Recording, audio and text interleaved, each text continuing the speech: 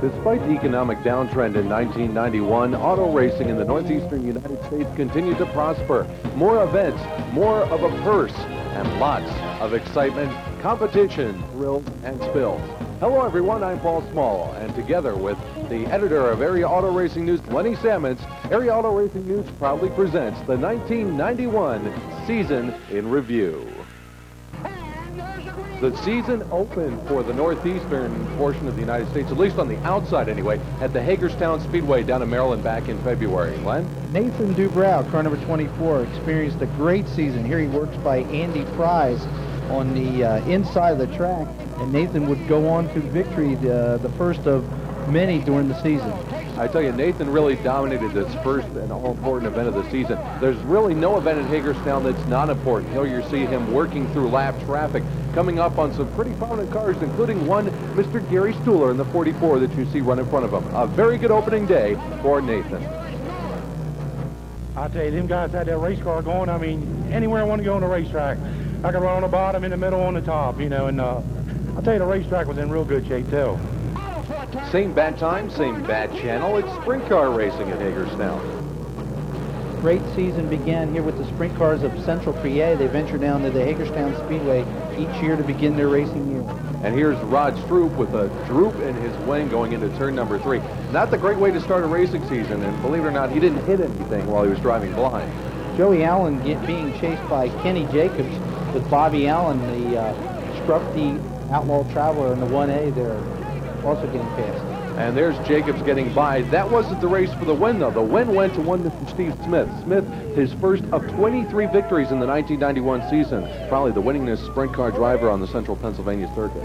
A great year for the veteran driver whose son ran the entire World of Outlaw Tour. And both of these drivers were recently featured in Open Wheel magazine. Now we move on to Harrisburg, Pennsylvania's Farm Show. These are micro sprints. They're a division that's unique to the Pennsylvania area. And here they're running indoors on dirt. This is a big rarity. Only 2 racetracks exist like this in the United States. The race fans and their love just to get an event. You can see the track is very small, about the size of a hockey arena, maybe even a little bit smaller. The action, a lot of pushing and shoving, very tight, especially if you want to try and get by somebody. There's always a little bit of a contact. Well, they say, Lenny, racing's a contact sport, and by the looks of action like this, I'd have to say it's amplified about 20 times when you move indoors. Now, this was a particular race where sprint car drivers hopped into the cars to compete at this special farm show. Former World of Outlaw regular Chris Esch won the event. Now we move back to Hagerstown for an event called the Winter Bash. Twins 1s for the modifieds and the late models, and a little surprise coming up. First, the first late model race. Boomer Bear coming across to take the checkered flag. Then it was the modifieds' turn. Bob McCready jumped out front early here, making his way by Kevin Collins in the 12. There's Doug Hoffman, and Danny Johnson came all the way down from Central New York to compete at this event. They're all dicing it out for position behind Barefoot Bob. Fast, tight racing surface here at Hagerstown. The track at Hagerstown is well liked by the drivers because even in the daytime, the surface is very passable. Here you can see the good racing for second spot with Collins and Hoffman dueling it out. Here's Collins on the outside. Hoffman sneaks to the inside to get by him and go to second, and now coming into turn number 1. Hoffman had little problem going on with the win. Now here's the surprise we talked about. This is the match race. 5 late models, 5 modifieds. The modifieds get the advantage of starting up front, and Bob McCready wound up holding off John Mason for the second time to win that event. Now we go on to the Lincoln Speedway. This is early season action in Central Pennsylvania for the sprint cars with one outsider coming to play. Jack Hewitt comes in from Ohio with the Bob Hampshire number 63 sprinter and gives local star Bobby Fletcher all he can handle in this great battle. Now watch what happens here. Fletcher comes down to the inside, but Hewitt, who's an outlaw in pretty much the true sense of the word, pulls one of the best moves in the book. He takes it right back in the next corner, coming off the 4th turn, down on the inside, stays with the pass, and then going into traffic, pulls away from Fletcher. Fletcher had a great season, but he got a little bit high there, and that's all that Hewitt needed to go on for the win. Now we move on to the Bridgeport Speedway. Bridgeport hasn't run too many long-distance races of late, but this was a 100-lap Syracuse qualifier. Big-time show for Bridgeport. Bob McCready jumped out to the early lead and led the first 9 laps, but then it was a 2-car race for the lead between Doug Hoffman and Frank Cozy in the 8-up number 72. Now we should point out that this was Cozy's one of Cozy's first races with the brand new ADAP sponsorship. Everybody was used to seeing him in the Wade Toyota number 44 car. And what a way to do it. He went on to win $4,000 and get the Syracuse spot. That was a good start for Frank Cozy. You'll recognize somebody there in this frame if you're familiar with racing promoters. On the left of Cozy, that's Paul Kuhl. He promotes Bridgeport and Flemington. On to the Spring Fest at Hagerstown Speedway. $4 grand to win for late models, modifieds, and sprint cars. Another outsider came to play in the early season, Len. Scott Bloomquist has won races all over the country. That's his black number 18 making his way to the front. And Scott had never won at Hagerstown until this day. Scott has a number of titles to his credit here. He's passing Stars champion Mike Balzano going into turn number 3. He's won the World 100. He's won the Dirt Track World Championship at Pennsboro. And finally, he walks away with the victory at Hagerstown. A good job for Scott Bloomquist, who was profiled in Stock Car Racing magazine just a little while ago. And here he comes down the home straightaway and in for the $4,000 win over John Mason. Big crowd on hand at Hagerstown to see this event. Now here's Bloomquist getting out of the car. Bloomquist is a kind of driver that likes to not just go somewhere to drive. He goes there to conquer. Hadn't had the chance to do that at Hagerstown up until 1991. One of the winningest drivers probably in the United States over the past few years has been this man. Also on the program is the modifieds in this big triple-header program. Here's Billy Pouch, Doug Hoffman and company working their way through the corners. The race turned out to be an event-long battle between Cozy and Doug Hoffman. And here you see what happens when lap traffic comes into play. Yes, first Hoffman got the lead with Smokey Warren in the way, and then Cozy got it back, and here it reverses again with Cozy having Guy Howie in his path, and Hoffman uses the outside lane to work on to the lead, and eventually the win. Hoffman, very, very tough at Hagerstown in the early portion of the season. Now on to the Thunder and Lightning of the sprint cars, and they put on quite a good show. You can see it's a day-baked racetrack, but very good action. Here Bobby Fletcher having his problems, and Todd Gracie in car number 3 gets into it. Now here's the surprise. Dave Kelly, URC campaigner, running with the big wing on the car, holding off Steve Smith. Now, ordinarily you'd think it might be the other way around, but Kelly is a very tough driver. He's very good in the sprint cars, and here he proves just how good he is. Final corner, last lap, holding off Steve Smith and taking the $4,000 paycheck home in his back pocket. Here's Kelly in victory lane, and what was a up-and-down season for him. Now here's the track that would get the Night and Day Award for Rejuvenation, East Windsor Speedway season opener down in New Jersey. Brand new stadium lighting is going with the Flemington Now asphalt. That many of the dirt fans came over to the East Windsor Speedway, and the action was great all year long. There, Lee Taylor in the G1 getting a little bit out of shape. Windsor was also known for one of the best track surfaces as far as dirt tracks go throughout the 1991 season, and the racing action reflected the good track conditions. Watch what's coming up here. This is a battle between the 60 over of Doug Hoffman, and in the X car is Jimmy Horton. Here, a lap car, Terry Reimer, gets in the way of Hoffman. He changes his group just a second, and Horton comes in and closes the door. That is a Steve Kinzer School of slide job move, but it works. And the crowd went for it big time. On we go to the first ever pavement race at the Flemington Fair Speedway down in Flemington, New Jersey. This is the sportsman division. That's Jim Loesch you see up front in the number 33. Loesch would go on and win the opening race, his only checker of the season. Mike Wilczek chased him across, and Jerry Brophy ended up the track champion in the sportsman division. The sportsman's car count went down this year quite a bit as a result of being the first year on asphalt. As a result, a lot of times they spent their Saturday nights running with the modified division. This year their future is a little bit uncertain, although they are on the Flemington schedule for 1992. The late model class had resurgence. Here was a class that was almost considered dead when the track was dirt. Came on as an asphalt division that could be the future here at the Flemington Fair Speedway. Late models on pavement always provide a lot of racing excitement, and here at Flemington, it's no different. Now, Flemington's layout is quite unique for those of you that may not have seen too much of it. It's actually a square, 5/8 of a mile around, 4 straightaways, 4 corners. Basically, a scaled-down version of Indianapolis, if you will. Produces some great racing. Here's the last lap of the late model feature this evening, with Johnny Bachros in the 51 leading, Joe England Jr. trying to work his way by on the inside, and Todd Cray on the outside. Now watch this. Here they come. Checkered flags out, and the winner, Johnny Bachros in 51.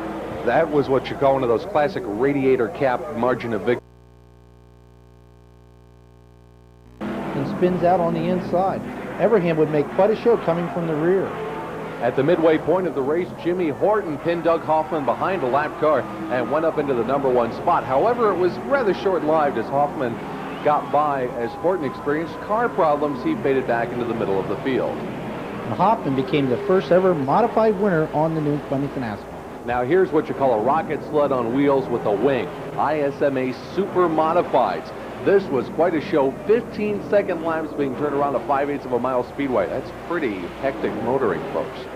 The drivers were worried about tire wear in the beginning, and after they got going, I don't think they had an idea where they were at on the racetrack. They were just going around and around so fast. It developed into a two-car race between New York native Pat Abald and New Hampshire's Russ Wood.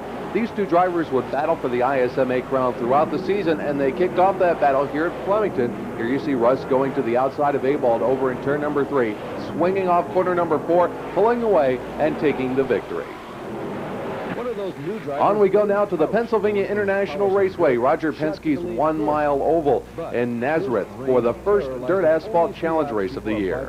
Billy Pouch jumped to the early lead in his 15, but soon had mechanical problems and dropped out. Ray Everingham and Lenny Boyd, two drivers very familiar with pavement and unfamiliar dirt cars for the first time, put on a very good showing, as did Bob McCready in the number 9 car. McCready worked all night long after the wreck at Flemington to put his car back together for this event. Here's problems in the corner with Mark Fusco losing the handle, collecting Jimmy Horton. Horton had been running up front at the time, and here's what happened to Bob McCready. McCready was going for the number 1 spot when the roof collapsed as a result of the stress from the previous night's wreck. Unable to fix it, Bob retired from the race. Billy Decker in the 91 tried to pull off an outside pass of Brett Hearn, but he wasn't able to pull it off. Brett Hearn went on to pick up the victory at PIR in this asphalt challenge event and continued his domination of the track at least until October of 1991. Now on to another show as we time more forward at PIR to the Busch Grand National Winston Modified Tour doubleheader. First time for the NASCAR Modifieds there. Satch Worley gets tangled up in another car and spins. And one of the backmarkers decides he wants to join in the fun. More action with Richie Gallup losing it after Rick Fuller tagged him and Reggie Ruggiero being involved as well. Now you notice there's an inner and an outer drive at PIR just like there is at San Air. Here you see a number of the modifieds heading towards the pit area in the midway portion for a pit stop. Now major wreck, and they said that you couldn't damage Winston Modified Tour cars too much. I think we just proved them wrong with that one. The field had been reshuffled after the pit stops, and this had a major portion in playing who was the winner. And the winner turned out to be semi-regular on the tour, Jan Leedy. Now we go on to the Busch Grand National event. Chuck Bound, the former NASCAR North driver, who had moved south and won the championship the year before, was dominant all day long, and he went on to win in his number 63. That's the Nescafe sponsored car going on to victory at PIR. Now we move down to the Evergreen Speedway down in the mountains of Pennsylvania for 3/4 midgets. Evergreen's promoters offer their fans a wide variety of different classes. You'll see 3/4 midgets, ARDC midgets, along with their 3 or 4 regular classes that they have each Saturday night. And one of my favorite classes, their pure stock division called the Thriller division. And here are the 3/4 midgets, which formerly had the Pinebrook Speedway as their home in New Jersey, duel it out, and it was quite a year for Randy Verhulst in car number 0. You'll see him weaving his way through traffic going down the back straightaway. You'll notice these cars are very small, but they're also very quick. They'll run winged and non-winged year-round, indoors and out. The 1991 season on the 3/4 midget trail belonged to Randy Verhulst here in Victory Lane at Evergreen. And while Verhulst was taking a checkered flag at Evergreen, the URC sprints were getting ready for a little thunder on the hill at Grandview. Grandview's action is always wild, especially when URC comes to town. Here it's Liquid Lou Ciccone taking it over and taking a little bit of the fence with him. In addition to the car, you see the tail section just behind him spinning to avoid. Here's Glenn Fitzcharles. That's the number 26 car moving up through the field. Fitzcharles was on a tear. And here, Greg Coverdale, who would end up with 2 feature wins and the Rookie of the Year status, but it wasn't a good start here this day at Grandview. Fitzcharles, meanwhile, continued to cut through the pack without too much of a problem and went on to take the victory at this URC stop at Grandview.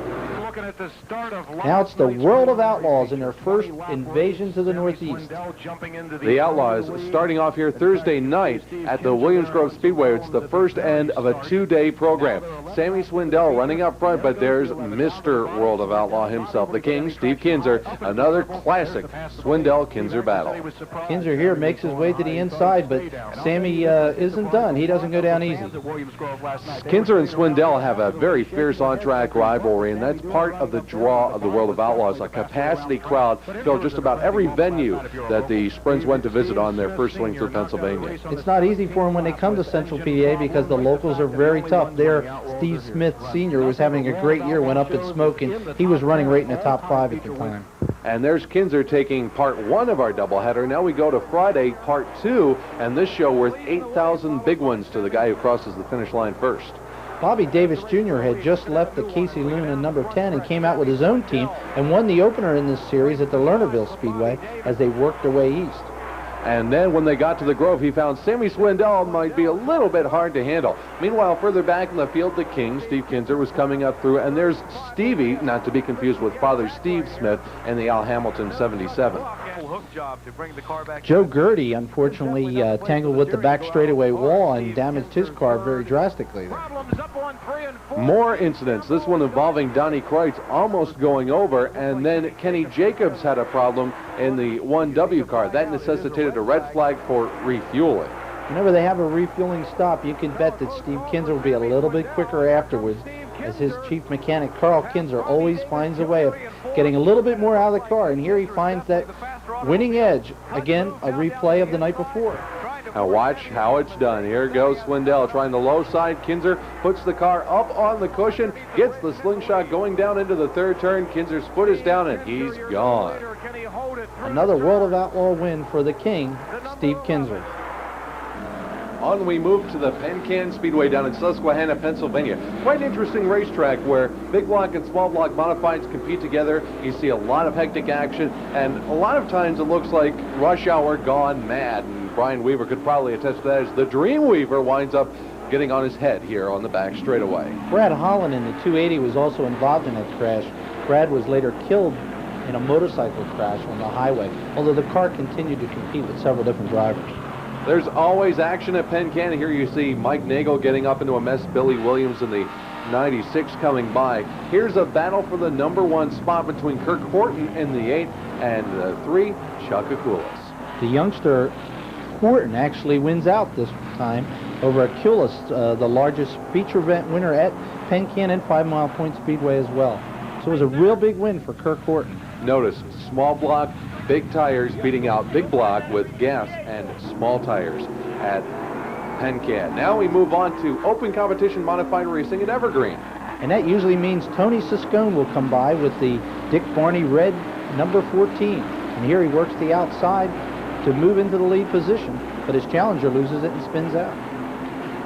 Tony Siscone loves coming down to the Evergreen Speedway. It's kind of like a working vacation for him, if you will. Now, you see that blue and yellow quick stop beverage number 24? No, that's not Jimmy Spencer. That is Paul Spencer, however. There's a lot of Spencers. They're right around from the Hazleton area where Evergreen is situated. Ken Woolley in car number 40 gave Siscone a good run for his money this day, but he just didn't have enough to get by. And Tony Siscone wound up parked in victory lane at Evergreen once again. He's got to get pretty used to that after a while.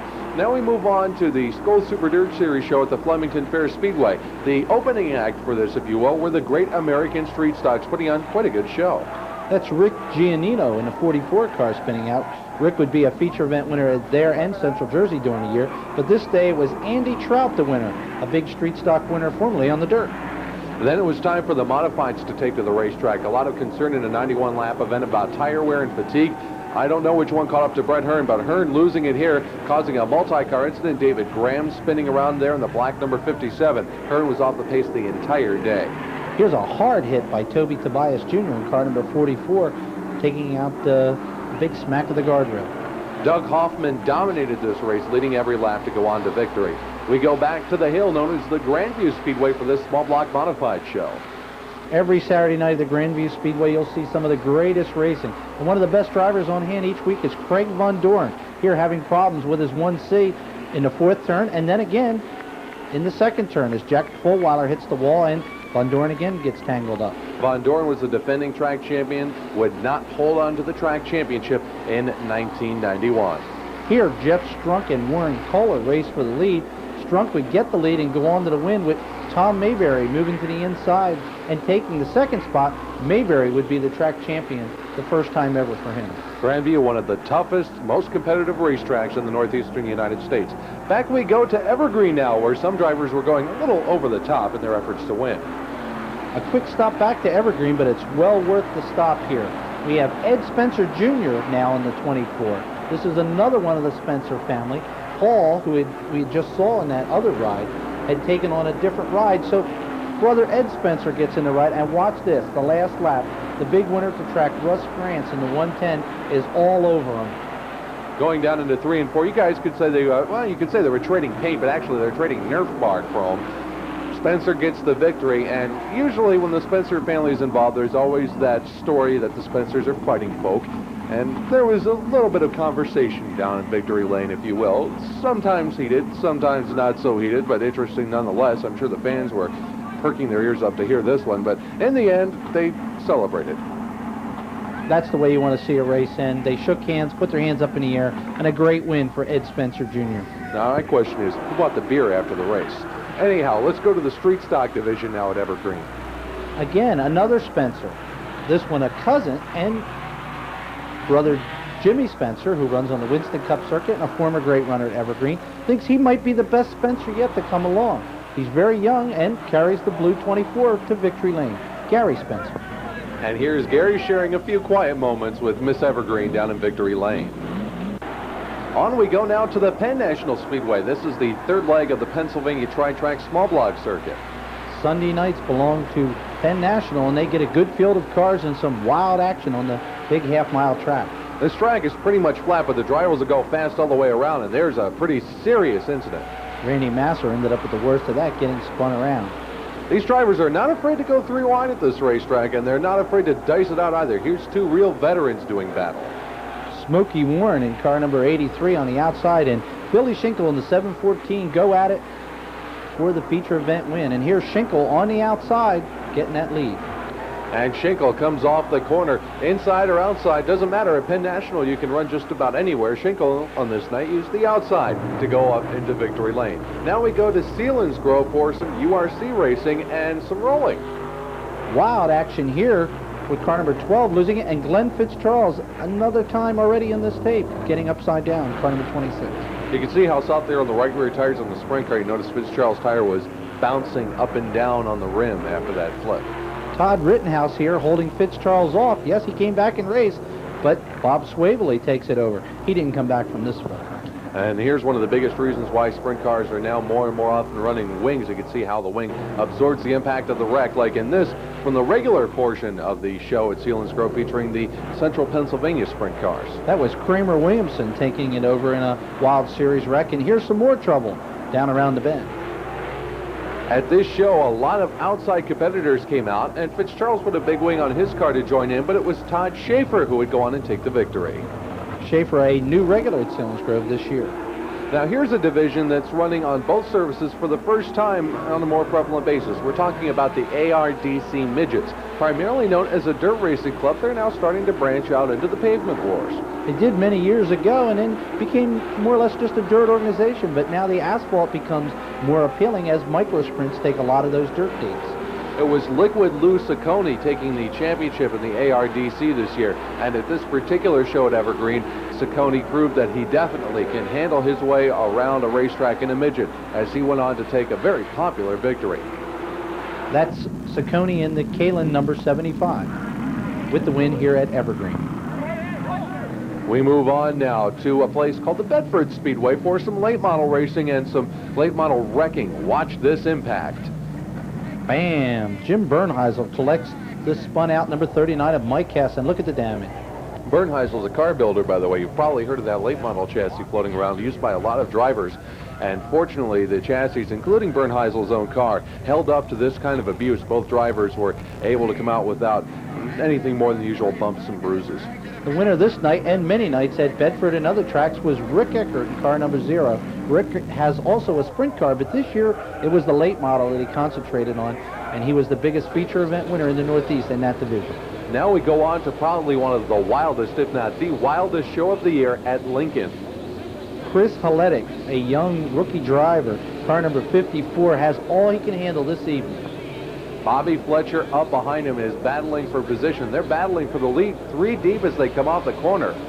Fletcher trying and trying and trying all night long, finally found the room to slip by. Once he got the lead, the race wasn't over though. Chris kept fighting back, and here comes up the inside and challenges again. Fletcher able to hold him off. These two drivers were back and forth at each other's throats for a good portion of this event.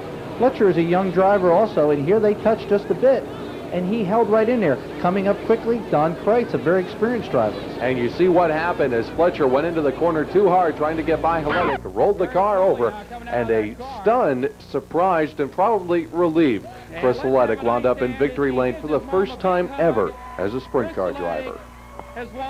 That was the last lap that Fletcher hit that wall too. A full moon usually means there's some strange doings going on, and at the small block qualifier at the 5 Mile Point Speedway in Binghamton, New York, that's exactly what happened. Doug Worthing, the track king in 1991 at the 5 Mile Point Speedway, started this event on the pole, but there were some big outsiders on here. In particular, one of them happened to be Alan Johnson. Johnson likes to dump a small block in his car once in a while and go out for the Syracuse qualifying spot. Here he follows the one of Ron House off turn number 4. You see a bunch of other drivers come to visit 5 Mile Point. They draw from both New York and Pennsylvania. Here's Worthing holding on at the front of the pack. Worthing, known as the Junkyard Jet, is one of the small block campaigners that runs on a weekly basis. Craig Von Doren, the big winner from down in Pennsylvania, was on hand, but he had his problem. And so did Worthing. Worthing got off the racetrack after contact with the live car. You can see the battle damage, if you will, to the left side of his car. He, however, worked his way back up and retook the number 1 spot, leaving everybody else fighting for the place in show positions. And they did fight for second there. Alan Johnson, Roger Phelps, and Donnie Wetmore, the Fulton Kingpin, all battling. Worthing took the victory. He also won another important event at 5 Mile Point later on in the season. Now south of the border, at least the New York-Pennsylvania border, we're at the Williams Grove Speedway for the Skull Racing Super Dirt Series. Toby Tobias Jr. gets in problems here when he collects Tom Hager, and a hard smack into the wall as Ken Tremont just misses. Here's Billy Pouch moving around the racetrack. Pouch's car looks a little askew, but that's the way he sets up for this racetrack. Jimmy Horton encountered a flat tire. You see damage to Jeff Trombley, who just swung by the shot there a few seconds ago. Frank Cozy and Steve Payne here try to work their way to the front of the pack, and you'll notice Tobias is back racing. Now you see Tobias going by there after getting back in the pack. Cozy would not have the same chance to do so after he rolled his car over in between turns 3 and 4. When Billy Pouch gets the lead in a racetrack in Pennsylvania, he usually goes on to win, and he had won this race last year at Williams Grove, but it wasn't going to be this year. You saw Danny Johnson slip by him to put him back to second. Now here comes Kenny Tremont and Brett Hearn coming up through, and there's Steve Payne running his first full year on the Skull Super Dirt Series. It turned out to be a very profitable one for the young man from New York. Pouch's car had mechanical problems and dropped out of the race. That left the battle to Danny Johnson and Brett Hearn, and Danny came out the winner.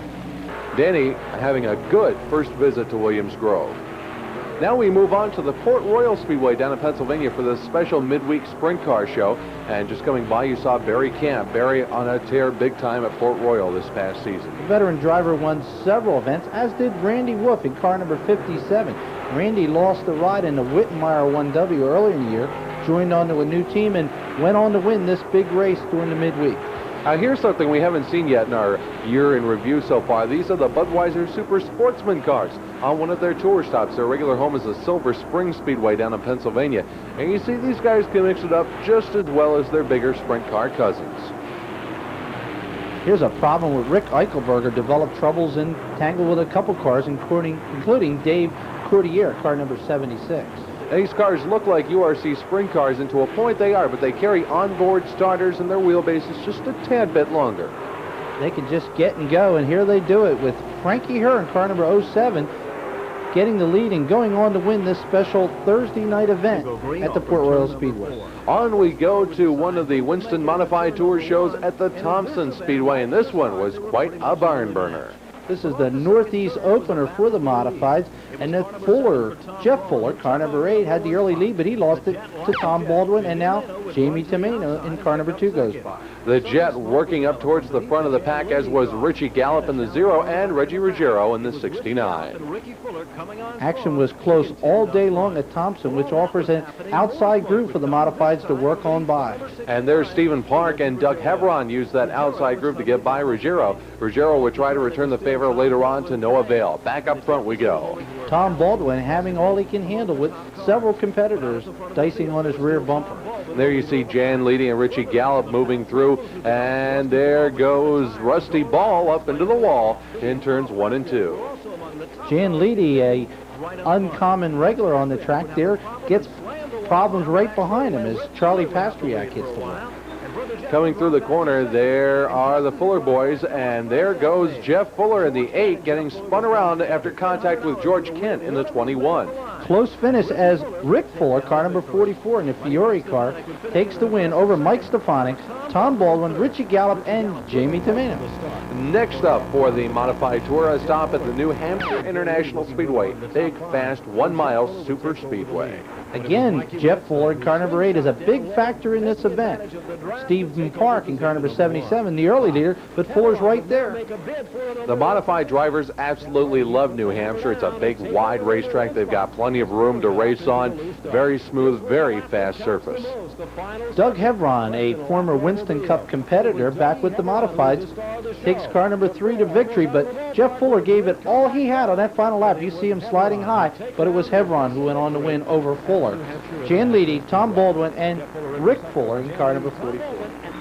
Now we move to the night after Williams Grove at the Grandview Speedway in Pennsylvania, the stop for the Skull Super Dirt Series. It was not a good night for defending Skull Series champion Brett Hearn after a couple of incidents in early heat race action. The action at Grandview is always fast and furious, and here's two brothers meeting up. Ronnie Tobias, car number 100, and brother Toby Tobias Jr., car number 35. And here's a severe hit by the number 917.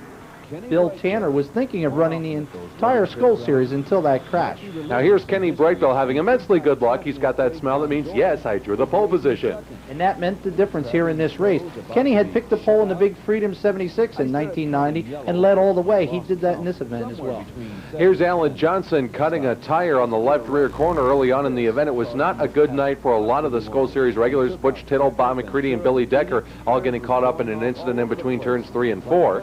Billy Pouch gets tangled up with an inside tire, knocking his chances of winning the event that he had won the year before. And the night after he flips his car, Frank Cozy meets the wall at Grandview after contact with Jimmy Chester.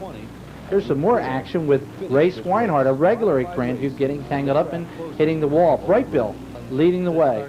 And Brightbill would hold off a very rapidly closing Danny Johnson to take the victory at a track he's always known very well. Now on we go to the Firecracker 50. This is one of the longest events of the season at the East Windsor Speedway. Windsor is a regular, we would call a sprint track. They run all short distance events, a lot of twin 20s, but this 50-lap event was quite unusual in that it went all the way. No fuel stop was needed on these alcohol-burning cars. Now, these cars that run at Windsor are a little different than the standard Pennsylvania Jersey small block modifieds. They run 331 cubic inch engines, and they have no weight limit. These cars can weigh as little or as much as they want. And it's usually the little side. Here, Craig Von Doren in car number 1C, who became a Windsor regular for the first time this year, held off Jimmy Horton early in the race, and then went on to win the 50-lap contest. Now we go on to the Summer Nationals at the Ransomville Speedway in western New York on the Niagara Frontier. You see Bob McCready sampling what Ransomville regulars called the moat, the outside of the front straightaway. And here's the pass that was worth $15,000. I had a shot at him out of the top of 4, and then I ran out of racetrack and got over in the motor, whatever you call it here, and then I got him going into 1. He got trapped behind a lap car, and that's the only way I would have got by him. It's kind of a slow one-lane racetrack. You had to catch him in traffic.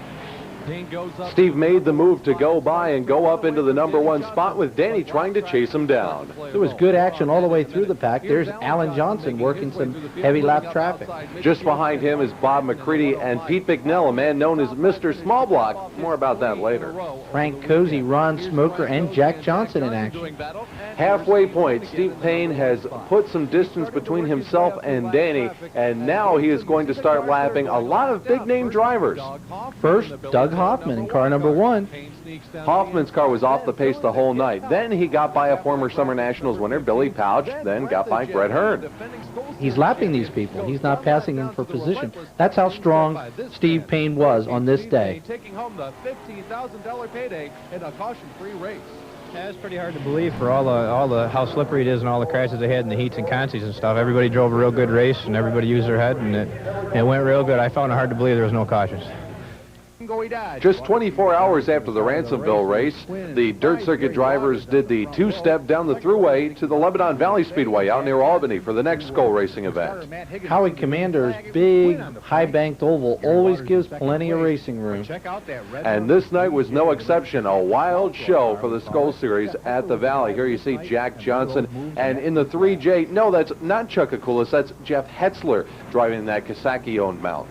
Two regulars from the Valley had good runs this day. Mark Quinn led early, and Gary Wooders was running second and holding up a good group of top-name drivers. Then there was this big incident. Craig Von Doren losing a wheel, Roger Horvath and Whitey Kidd contacting the wall. Gary Wooders here has all he can handle with Brett Hearn and Jeff Hetzler in car number 3 right on his back bumper. We've been talking about the battles between the Valley regulars here. We should point out that Hearn and Hetzler, who were duking it out there a while back, have their own feud going at Orange County. Mark Quinn in the 60 holds off Hearn for as long as he could. Coming down the front straightaway, Hearn puts the Freightliner Express's foot to the floor and comes away with the lead as Mark torpedoes his motor.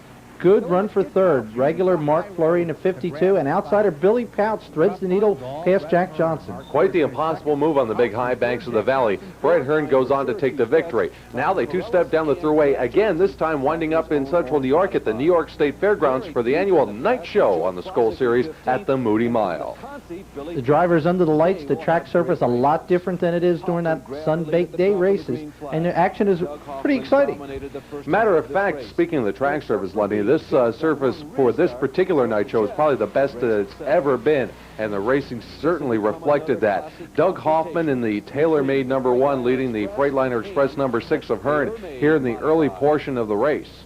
Great battle between the two, but also back in the pack, Kenny Tremont and Billy Decker, who was running extremely fast that day, makes his move past Tommy Corellis. Decker qualified through the Consi, started 30th, and worked his way up to 3rd, but by that time, his tires had just about been worn away, and 3rd was as high as he could get. He gave a good run here at Doug Hoffman before lap traffic played into this event.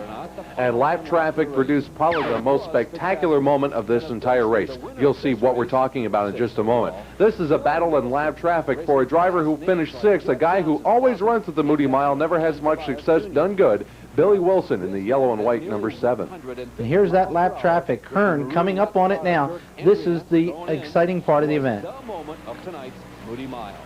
He got a little bit slowed up coming off the corner. I got a good run on him. I almost made an outside move stick over here, but it put me in the right angle to get him on the back straightaway there with that lap car. So, you know, it's just one of those things where it just worked out. I think we were a little quicker than he was the early stages of the race. I was really concerned about burning off the right rear tire, and I sat back there and kept the car straight for a while and waited till we got the lap traffic to move up on him. So. And it was Brett Hearn going on to take the victory in the middle of a very hectic swing on the Skull Super Dirt Series trail. Dating back to last October. Hoffman not looking very happy there with his second place finish. So he figured, geez, I need a vacation. He grabbed his dirt asphalt car, the car he runs at Flemington, the 60 Open, and went to an open competition show at Evergreen. You see Tony Siscone again in the field, but Hoffman was the show. He started deep in the field, worked his way all the way up to second place, but then, trouble in turn 3, he spins around. Now he would come back to finish 7th.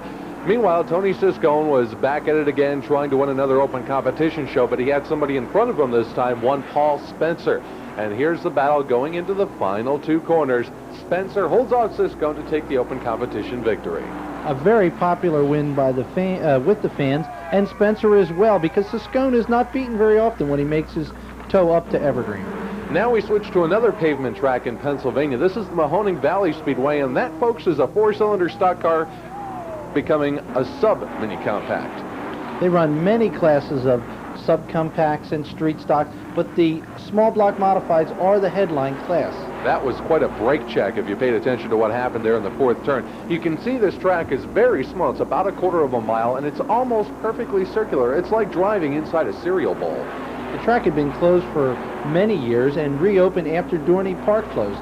The drivers from there, the coupes and coaches, came over, but now it's a regular asphalt modified show with some excellent action. As you can see here, Eric Beers, car number 9, sneaks between the leader, Tom Smith, and Freddie Ham, car 45. And there's Ham working the outside. You can see the 71 car a little bit higher off the ground. Different schools of thought, different setups. It may be pavement, but a lot of times these guys wind up driving like it's dirt. Freddie Ham's number 45 coupe was a well-renowned car over the years. He finally switched over, updated his equipment to a Pinto. Although he hit the wall there and Eric Beers won this race, it was Ham who won the track championship this year. Now, there used to be a late model division at Mahoning, and that division has disappeared. The street stocks now take the number 2 position in the show. They show a lot of action, and they're pretty quick in getting around the speedway. As you can see, they dice it out, use many different types of cars, and by the looks of the grandstand, very successful operation at Mahoning Valley. Now, here's something a little bit unique. There's a second 4-cylinder division. This is the 4-cylinder convertible division. Many years ago in NASCAR, they ran a convertible division, which would be your Winston Cup division today.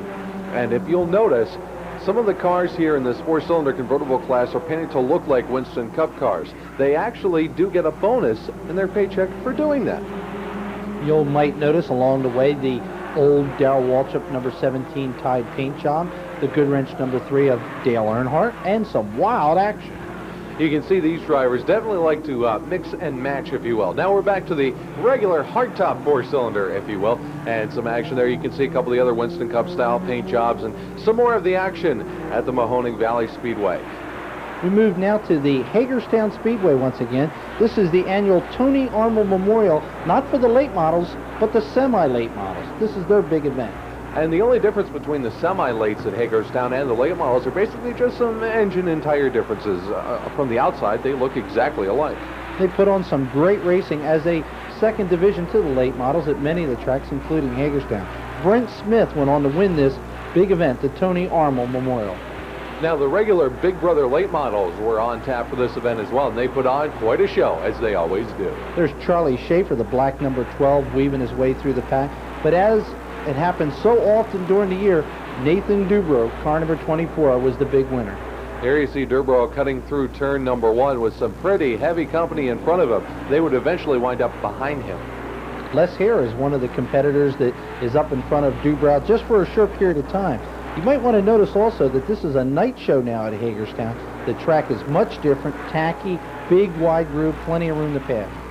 And there you saw the 82. That's Andy Price, who was holding on to the top spot. He didn't hold on to it for too much longer as Dubrow got by and took the victory.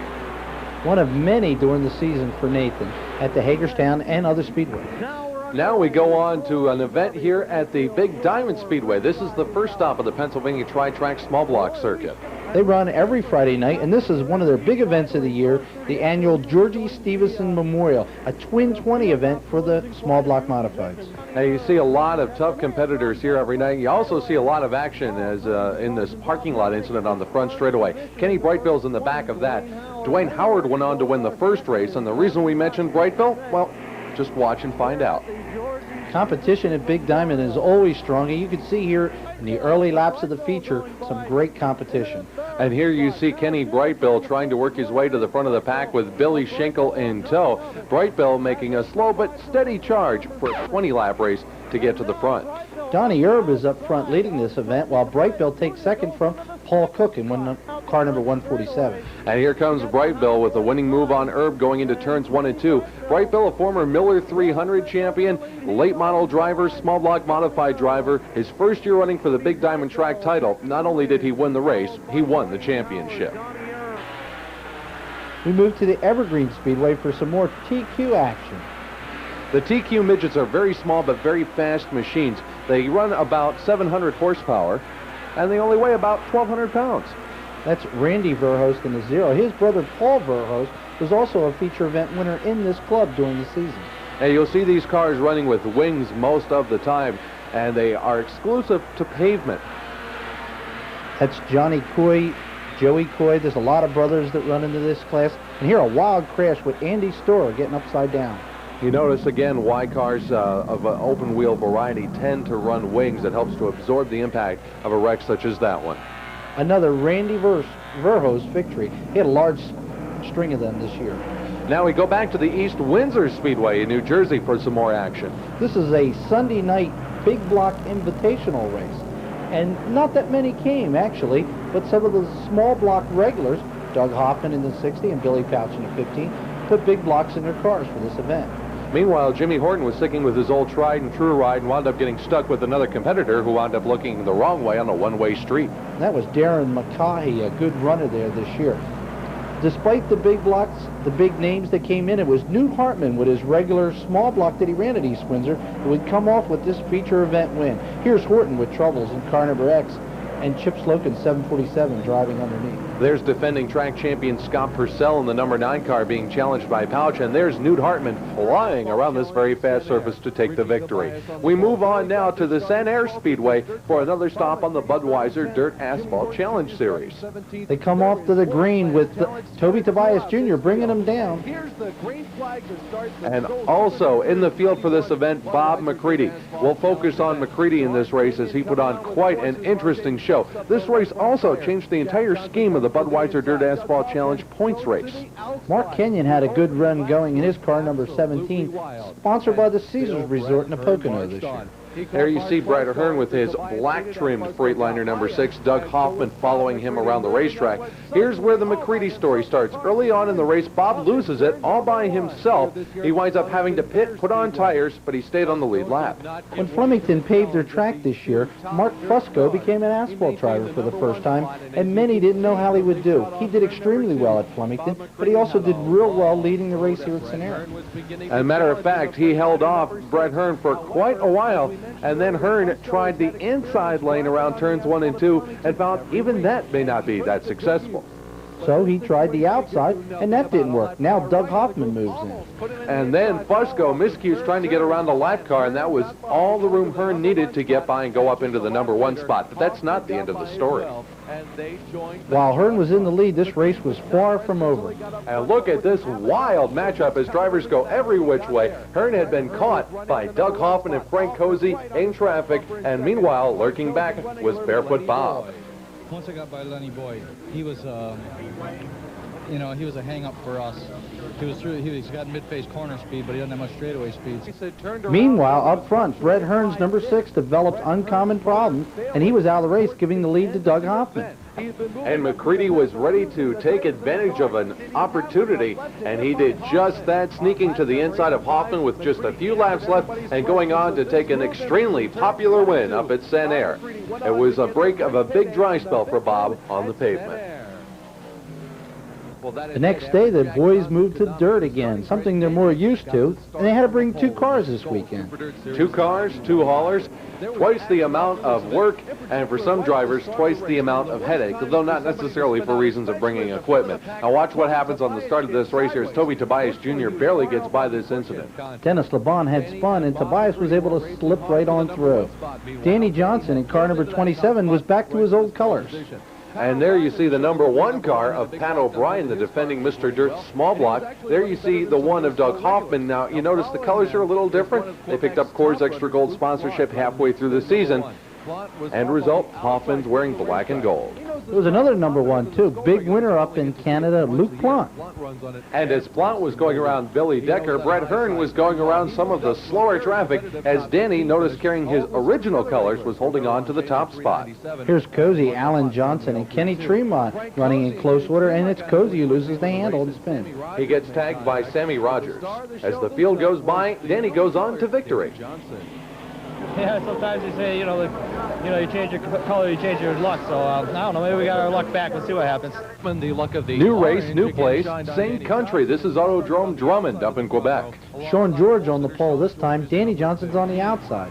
And Danny picked up right where he left off the previous night, rocketing into the number 1 spot, getting by Sean George, the pole sitter. He went off and hid from the rest of the field. And behind him, Brett Hearn, Frank Cozy, and a bunch of other top drivers were trying to figure out how they were going to catch Danny. Brett didn't figure it out. He wound up in the pits. Alan Johnson, Frank Cozy dueled for a spot behind the front-running Danny Johnson. And Bob McCready was in second. It was Danny, Bob, and Alan at the finish for the second night in the row. A little bit of deja vu, if you will. Action moves to the Flemington Speedway for their first ever NASCAR Modified Tour event. And this event was quite an exciting one from beginning to end, especially at the end. But we'll get to the end right after the middle. Jan Leedy leads early with Mike Ioannisco in tow. There's Mike Stefanik. He's carrying the ADAP colors on the number 15. He's the defending Winston Modified Tour champion. The drivers had a lot of learning to do on the tricky Flemington track. Here, Tom Baldwin has his problem and slams the outside turn 2 wall. And there's Reggie Ruggiero getting turned around in the process. Jamie Tomeno was the 1990 NASCAR Modified champion. This was his first race in the state of New Jersey as defending champion. Unfortunately, it didn't turn out very well. He had a flat tire. Meanwhile, the rest of the field moved along quite nicely and quite quickly, and then Satch Worley and Richie Gallup contacted the wall. This brought out the yellow and restacked the field. Tim Area, a New Jersey driver, held on to the lead there for a good period of time as Jeff Fuller hugged the inside rail trying to get by. The pancake cars, as they refer to the asphalt modifieds, moving very quickly around the square at Flemington surface. There you saw Fuller take over the number 1 spot, and there's Reggie Ruggiero, little battle-scarred, coming up through the field. Drivers were real worried about how long they would be able to go on tires in this one, and here's a problem by Fuller.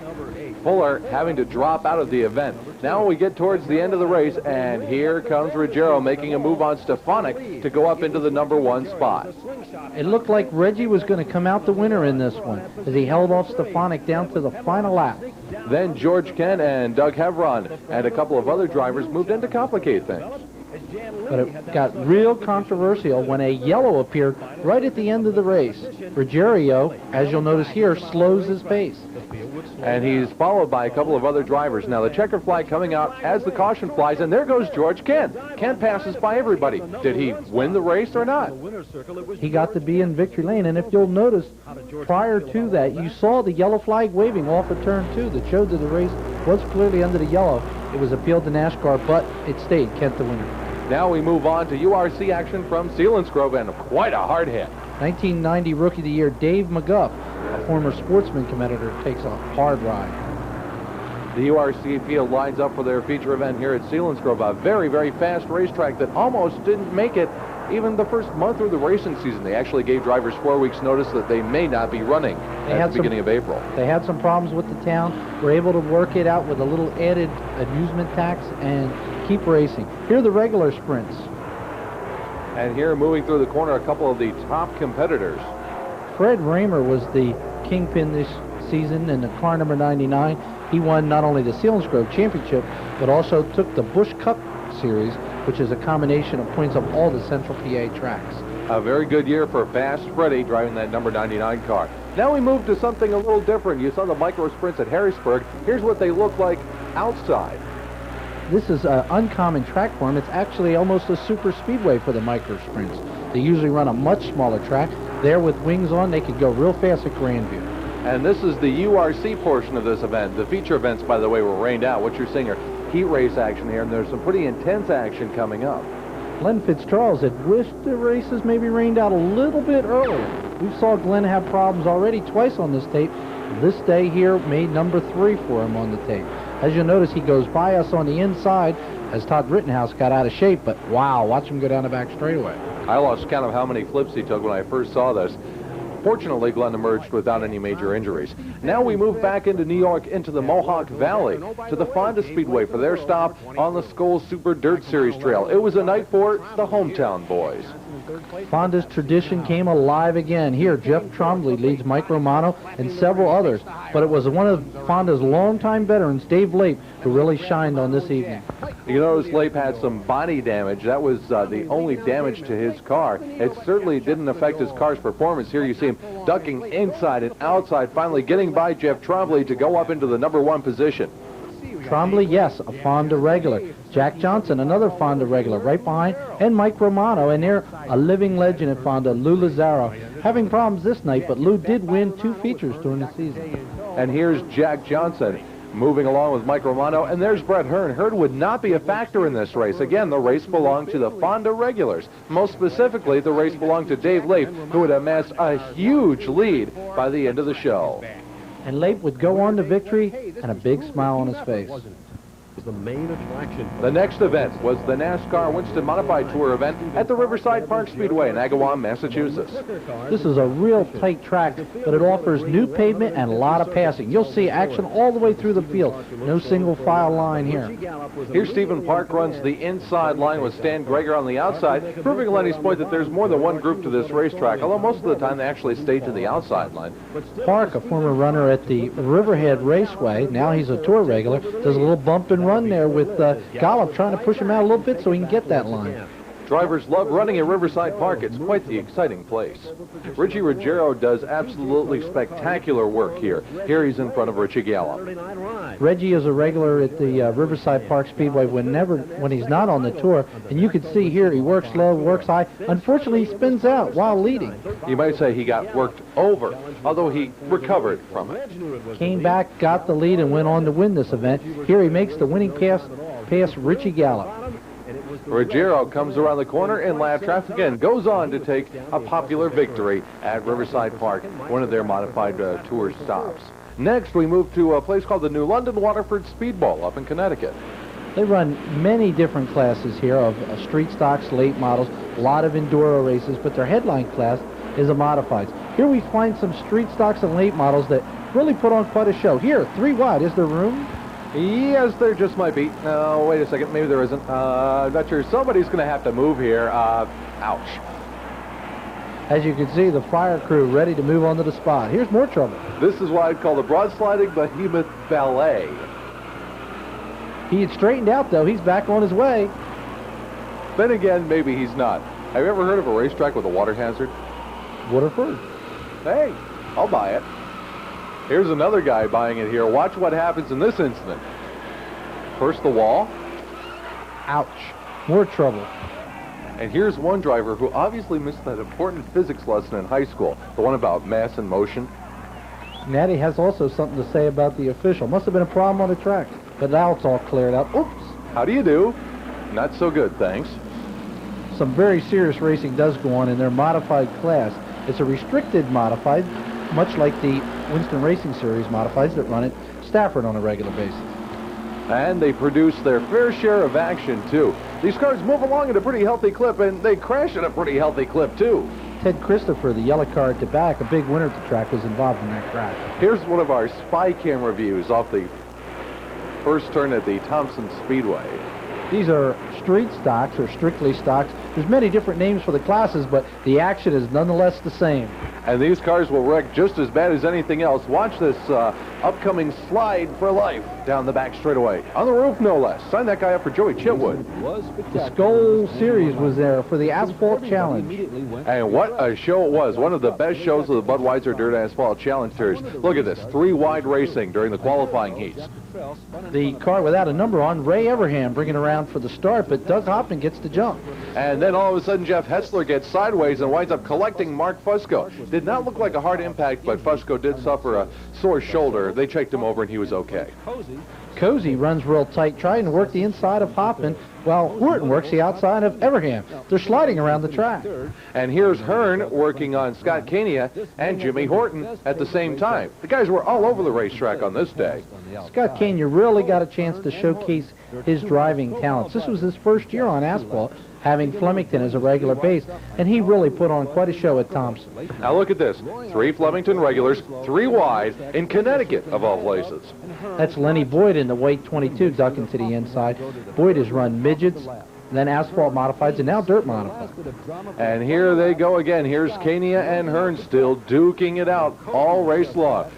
The way things wound up at the finish, Doug Hoffman held his lead to go on and win with Frank Cozy in second. Young Scott Kania took third. Like a good Energizer battery, the Skoll Super Dirt Series keeps on going and going and going to the Woodhull Raceway. The small block regulars from the track joined with the dirt regulars for this big event. And Jeff Trombley, who was so excited about starting on the pole, stayed there for all of one corner, spinning around on the initial lap. Sammy Rogers has his problem coming off turn 4, collecting Steve Payne, who won the race the year before. Meanwhile, Team Sherwood Industries, led by the 24 of Walt Mitchell and the 61 of Don King Cayo, move up into the top spots with Jeff Hetzler challenging. Hetzler with a killer slide pass on Cayo. Cayo takes it right back, though. He's the master here at Woodhull. Brett Hearn and Steve Payne, two regulars on the Skoal Super Dirt Series, make their way up through with Jack Johnson trying to make it 3 wide. Hearn just could not get a bite on the slick racetrack, and Danny Johnson was off the pace too. That's Danny going down a lap. And a bit dusty, and going down. Walt Mitchell and Don Keogh work through the traffic, and now Steve Payne makes it a 3-car race. And here is where Payne is able to take the number 2 position away from Mitchell. Mitchell would take it right back. Everybody napping. They just pushed out nice like I did down here when they took the lead from me, and they said, here, if you want it, take it. And I said, thank you, boys. With Mitchell now up front, the battle became for second between Payne and Doug Hoffman, who had saved his tires for late in the race.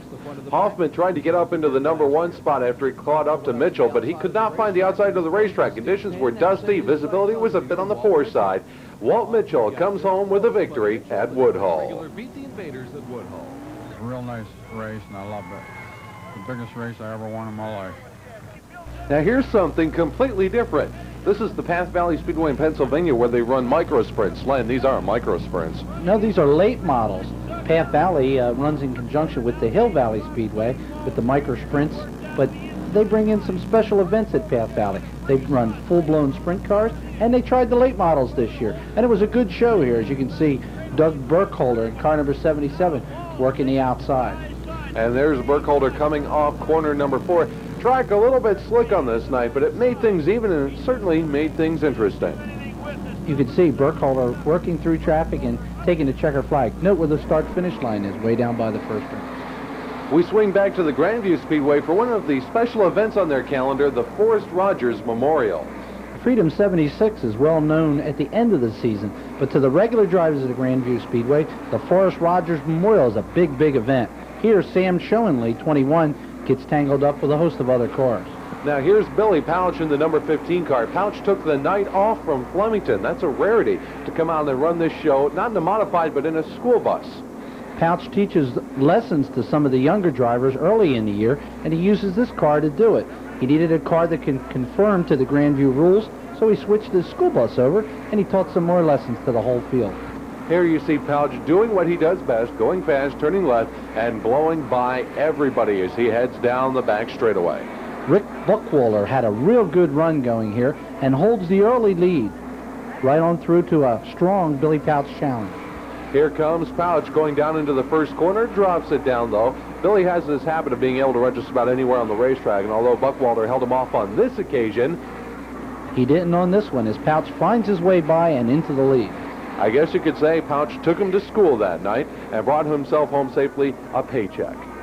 Wild incident on the back straightaway with a car spinning and now a group of cars joining in. That was Keith Herring in the 85 car that started that whole incident. Meanwhile, Craig Von Doren was competing with Donnie Earp for position just a little ways behind the kid. But it was Pouch who went off and collected the $7,000 Forrest Rogers Memorial win. That's his wife and his young son, little Billy. Billy the Kid shoots him down again, and we move to the World of Outlaws at Hagerstown. This is the August swing for the Outlaws to the northeast, and Dave Blaney, although he had a little bit of an off season, was on in Hagerstown this night. First he takes on Steve the King Kinzer. And what a battle this was. We always talk about Kinzer versus Lindell. Hey, how about Kinzer versus Blaney? Watch what happens here. Crisscross coming off the corner. Blaney comes right up in front of the King. Blaney, as you can see, then stuck with the high groove, and that was the one working for him. But Bobby Davis Jr. was the next to challenge, and he wanted to go one groove outside of him. What Bobby found out is that above that groove, there really wasn't too much to go on, and Blaney held on for the victory. We now move on to the Merrittville Speedway in Ontario, Canada for another Skoal Super Dirt Series stop in the Niagara Frontier. This was an unusual race that Skoal Super Dirt Series point leader Brett Hearn used a small 358 cubic inch motor in this event, as did Alan Johnson and Pete Bicknell, a regular at the track. Most of the other drivers did it because Merrittville's a small track, as you see Sergeant Steve Schultz spinning the 16 and causing a pileup here. The reason that Hearn wound up running a small block motor, he had blown his big block at Middletown the previous Saturday night. Danny Johnson gives him a good run here and catches up a little bit more in traffic. Hearn, Pete Bicknell, Danny Johnson all battling for the lead. Everything came down to a point just a few laps from the finish as everyone ran for the gold. We're battling for position. He got up on the outside. We had no radio communication, and I didn't know he was up there until he got by me, and it was too late. Hearn now had the lead in this heavy lap traffic, worked the outside brilliantly. And then with just 2 laps to go, Pete Bicknell slipped by Danny Johnson on the backstretch to take the runner-up position at the flag. Brett Hearn, the victor at Merrittville. Back in the USA the following night, it was action at the Ransomville Speedway during the Skoal Series Tour. Track regular Don McGinnis had a great run this day and holds the early lead in his car number 20. Behind him, Mr. Small Block, Pete Bicknell, and further behind them, Danny Johnson was making a powerful charge toward the front of the pack here, dispensing with Frank Cozy. You'll notice Danny is in car number 28 this time, keeping everyone just a little bit occupied of which car he'll be racing. He did that all throughout the season, and Pete Bicknell did a lot of this throughout the season. Takes the middle lane down the back straightaway and goes up into the number 1 position. Meanwhile, Bob McCready challenges Kenny Tremont as he gets by McGinnis to go up into the number 2 position, and Danny drops out. Wheels goes a little quicker, so you never know. We felt real good, though, in the caution. We lose about 2/10 after that, but it doesn't matter because, whatever way the mop flops, that's the way it goes. And Pete happened to be up front. He got up front before I did and did a heck of a job. I just had to keep talking to myself, play it cool, keep it cool, and I think that's the main thing. Is Orville Kart Club in Reading became Airville on this day. Many great race car drivers began their career in go-kart racing. These youngsters here got a taste real quick of the disappointments. Fortunately, everybody emerged okay. You can see these youngsters wear just as much safety equipment as we adult race drivers do. Now, here's another little incident. Yeah, this is a road course that they run on here, and you can see the speeds that they're getting in the many different divisions. We have more problems here down on the back, though, as cars run real close together. Ouch, that one hurt, too. You have no roll cage to protect you. When you hit the ground, you hit the ground. Now we move on to street stock racing on the World of Outlaws Without the Outlaws show at Bridgeport. That's Jimmy Martin in car number 4 going down the back straightaway and 4 abreast wide. The street stocks are our regular competitors at the Bridgeport Speedway and put on a great show for a real big crowd that was a little disappointed because Steve Kinzer and the other major outlaw stars did not show this evening. One driver that did show was Johnny Herrera, and he went to the front early and pretty much made this event a no contest. But there was great racing within the pack. That's Paul Latier in car number 7 and Glenn Fitzcharles. That bad year continued. He slapped the wall, but he continued in that race. And there goes the Honeyman car sliding down into the infield. Meanwhile, the action continues on the racetrack. While the race might have been short a few names, it was an excellent show, and if the people stuck around and saw it, they enjoyed themselves. Johnny Herrera wins that race, and we move on to a title race, Mr. Dirt Track USA at Lebanon Valley. This is one of the more high-paying events on the circuit. A Lebanon Valley regular would get $17,500. An outsider, $15,000 if they could win this race. Lebanon Valley promoter Howie Commander kicking in a little extra juice because no regular up until this year had won Mr. Dirt Track USA. And for quite a while, it looked like the regulars were going to be out of the running. Danny Johnson triggers this pileup that takes out defending track champion Kenny Tremont. Another crash off turn 4. Toby Tobias Jr., Ricky Wright, and many others are in this pileup. And then John Flack in the number 10 car slides up into the turn 1 wall, and another Valley regular is taken out of the race. During the caution period, Brett Hearn, who had won the race the last 2 years, headed to the pits with a tire problem. He might have been down, but he wasn't out. Hearn put on a charge that could only be described as awesome. Billy Decker knew he was coming, so he made sure he could hide in lap traffic. It didn't stop Hearn, however. He was coming on like gangbusters. Here he tries to dethrone Jimmy Horton from second position. Horton gets high, and Dickie Larkin, another Lebanon Valley regular, slides underneath to get that spot. The race was between Decker and Hearn. Kept me going, or stopped me from going to the bottom in that last lap was that lap car there. Billy probably went with soft tires. He was real fast in the beginning. He just left us. But in the end, I think we were quicker than he was. That put Decker ahead, and he took the checkered flag just inches ahead of Hearn.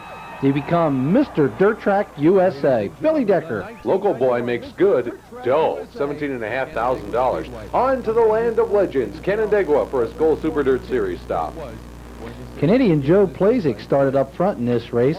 He's a regular at the track, and that's a big advantage, isn't it, Joe? My brother and myself talked earlier, and we just said, you know, we usually go to these shows and don't guess ourselves. So tonight we're just going to set the car up as a normal Saturday night and just take our lumps. You know, if it works good, it works good. If it doesn't, we'll just load it up and go home. Plazik and Danny Johnson were duking it out for the #1 spot, but then the caution flag came out. Watch this restart. Joe catches the inside ridge, boing, goes sideways, and almost the whole field piling up into him. Could have been really nasty, but everything turned out okay. Here's Jack Johnson on the move. Well, we've been working real well on bigger, like half-mile, 5/8 racetracks this year. I don't know what happened. Normally work well on smaller tracks. This year we're just working better on the bigger racetrack. And so he was this evening as Jack makes his way to Brett Hearn and passes him on the inside to get second spot in the race. It was the silver anniversary year for Jumpin' Jack behind the wheel of a dirt modified, 25 years behind the wheel. Can you believe it? Danny Johnson was the leader, but Jack was right on him and gave him a good run for his money. Meanwhile, right at the end of the race, Doug Hoffman absolutely torpedoed a motor. And watch this. This was the finish for the Skull Super Dirt Series spot at the line. Steve Schultz by a radiator cap. Action moved to the 5-mile point speedway in Binghamton, New York for their Skull race. In the field was Jimmy Horton this evening. Yeah, I've been driving for the Active 2 people on Saturday nights, and you know, they wanted to go racing and see what it's like. They've never been out on the road, and you know, they wanted to come up here, so we just brought the car and decided to go racing. Meanwhile, Jeff Hetzler in the big Ford was up in front doing the short track Samba, trying to get around Mike Nagel. Lap traffic played a key role here in the early portion of the race, but there was still some controversy yet to come, and it all started when Jack Johnson contacted Jeff Trombley. More banging and slamming into the field there. Doug Worthing, Steve Payne, and others tangled. Bollocks everything up behind. On lap 37, watch this restart. The 51 of Mike Colston is a lapped car. He jumps the gun. Jeff Hetzler is saying, is there a start or isn't there? There is. And he's lost 6 positions by the time that happens. And further back, because he was waiting for a start that had already happened, Kirk Horton and Jimmy Horton, no relation, got together. And Jeff Hetzler was not too pleased with the results, and neither were the fans. On the restart, Doug Worthing was the new leader. They put Hetzler up a couple of more spots, but not back on the lead. And Doug Worthing, who on this night had a bad case of the flu, wound up taking the victory. Next stop on our tour is the 20th anniversary show at Big Diamond. Good close action. Watch Jack Fulweiler, number 115, make his way to the front using the inside lane. Fulweiler, one of the veterans of the Pennsylvania Tri-Track circuit, really knows his way around this third-mile racetrack. Ready to go. On a restart, Kenny Brightbill in car number 19 had a shot at Fulweiler. He lined up on the outside, but it was Fulweiler who prevailed on the restart. It looks here like Brightbill was about to lose a few positions, but he nails it on the outside groove, holds on to the number 2 position, and here's the final lap. Brightbill trying to challenge. Waiting for something to happen. Here they come, and it looks He tried high going in and low coming off, but it was Fulweiler who took the checkered flag in front of a really big crowd. We go back to the Bedford Speedway for some more late model racing. Rick Eckert continued to dominate all season long at the Bedford Speedway, a track that usually hosted many different winners, but this year it was totally dominated by Eckert, and his number 0 here taking the outside to victory over Randy Kimmel. Here's Kimmel. You can see the distance he was behind at the checkered flag. Bedford Speedway, one of the more atmospheric racetracks. We now move to the Orange County Fair Speedway down in Middletown, New York, the hard clay, as they call it, home of a milestone this year for Brett Hearn. This was just a regular night of racing in Orange County, but it turned out to be very special. Here, Rick Urick, car number 10, and Brett Hearn, number 6, duel it out. This is a duel that's been going on for many, many, many years, but it was Hearn and his outside groove who made his way to the front. Hearn always runs that outside groove, has for the whole 10 years that he's been competing at Orange County. Here you see Richie Urick trying a different strategy. Maybe 3 wheels will work to get Brett instead of 4. Hearn comes away with career win number 100 at Orange County. And here he is celebrating that very special moment with his Freightliner team. Now we move to micro stocks. That's right, micro stocks. They may be small, but they sure crash big. Stan Freeman in another car slapped the wall hard and tip over. Now you see the little opening in the top of the roof. That's actually how the drivers get in and out, and from the impact, his door opened up. These are competing at the Evergreen Speedway. This is the sportsman class. There are two divisions of these micro stocks. This is, I guess you could say, the street stock equivalent of the division. Jeff Shirley in car number 41 holds off another competitor to get the feature event win. As you can see, the driver seems much bigger than the car. And if you cannot believe a driver that big fits into a car that small, here's more. This is the modified division. These are the Go Fast boys of the micro stock class. Actually, a micro stock is an extended go-kart with a different type motor in each class, and they put on some great competition. Here the two leaders tangle together, and Al Ponasecca in the Pepsi-sponsored car, you'll see him scoot around the outside and get the lead with his teammate following right behind. Notice the white flag was waving as this happened. All this happening within just a couple of laps at the end of the race. These drivers normally completed places like Central Jersey Speedway and on the infield at Flemington. Evergreen is kind of like Daytona to these drivers, and Ponasecca comes away with the victory. We move on now to the Penn National Speedway, and one driver goes up and over in turn number 1. That was Scott Schaefer that was involved in that wreck. And here's two more competitors that bang once, twice, and then get hooked together for a wild Joey Chitwood type of crash. The judges gave them 9 out of 10 for their tandem pirouette. On the restart, the cars are all stacked together, again looking for spots, and Penn National's racing surface gives them two different grooves. You can see drivers working high and low and just about everywhere in between trying to come up with a position. Again, another tangle down on the other end, and the cars are jocked together for another restart. A lot of top campaigners and competitors run here at Penn National every Sunday night. Some of them don't have such good luck, as you see one driver going up and over with somebody parked on top of him. That's Brian Cressley that ended up on his roof. On this night, the winner was Scott Hawes. Scott started out as a street stock driver, switched to sprint cars, now back to modifieds, and he's had success in everything he's done. Now, once in a while, the street stocks take a trip to the Penn National Speedway, and here you see that these drivers are not afraid to go 3 or maybe even 4 wide on this racing surface. Each week that they run at the Penn National Speedway, either Lee Miller in car number 770 or Jack Zeiner are in competition for the win, and they really duel it out. We take a return trip to the Penn Can Speedway down in Pennsylvania for some pretty wild Friday night modified racing. And watch what happens up here up front. You have the Hughes M1 on the outside, the Nat 15 in the middle, Captain Air Dave Mead on the inside, going 3 wide for the lead. Mike Nagel's there to keep things just a little bit more interesting. Doug Worthing was on hand here. He only comes a couple shows a year to qualify for their final spectacular race, and he works the inside. Worthing goes up into the number 1 position. He'll take the victory on this night. He'll also take the victory in the $30,000 Penn Can Spectacular. It's an event where the locals get a chance to shine in the spotlight. Doug Worthing got to shine this year. Now we go back to East Windsor Speedway for a night where some drivers were looking at things from a slightly different perspective. Badly damaged street stock gets towed off after a hard crash. But the modified, small block modifieds are the headliners at East Windsor all the time, and their action can be heavy as well.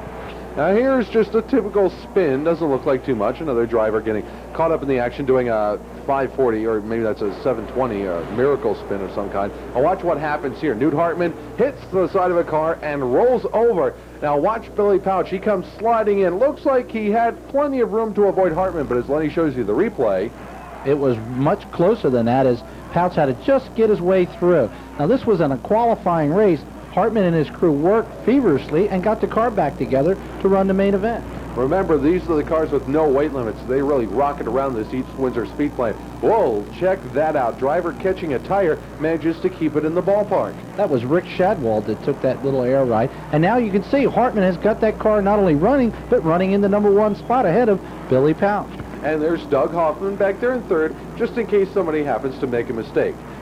But when they come to East Windsor this year, Billy Pouch made very few mistakes, ended the year by winning the last 8 races and using that patented outside move whenever he needed it to ricochet to the front. File that one under the Kamikaze group.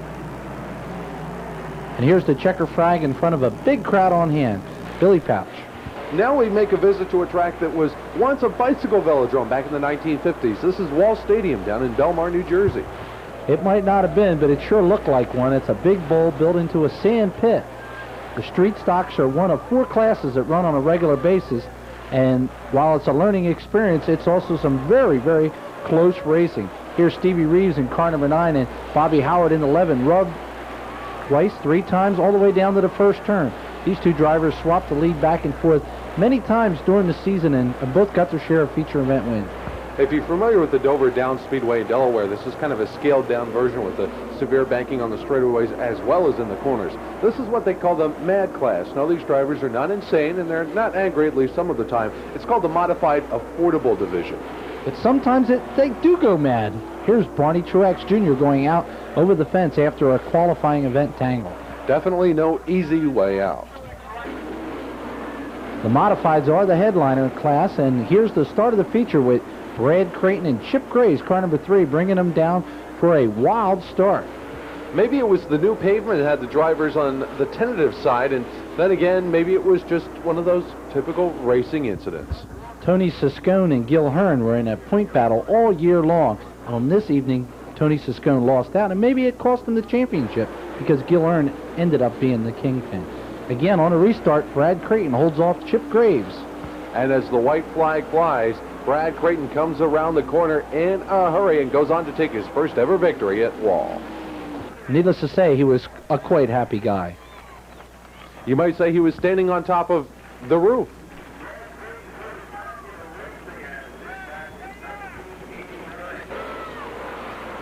Also on the program each Saturday night at Wall Stadium are the modern stocks.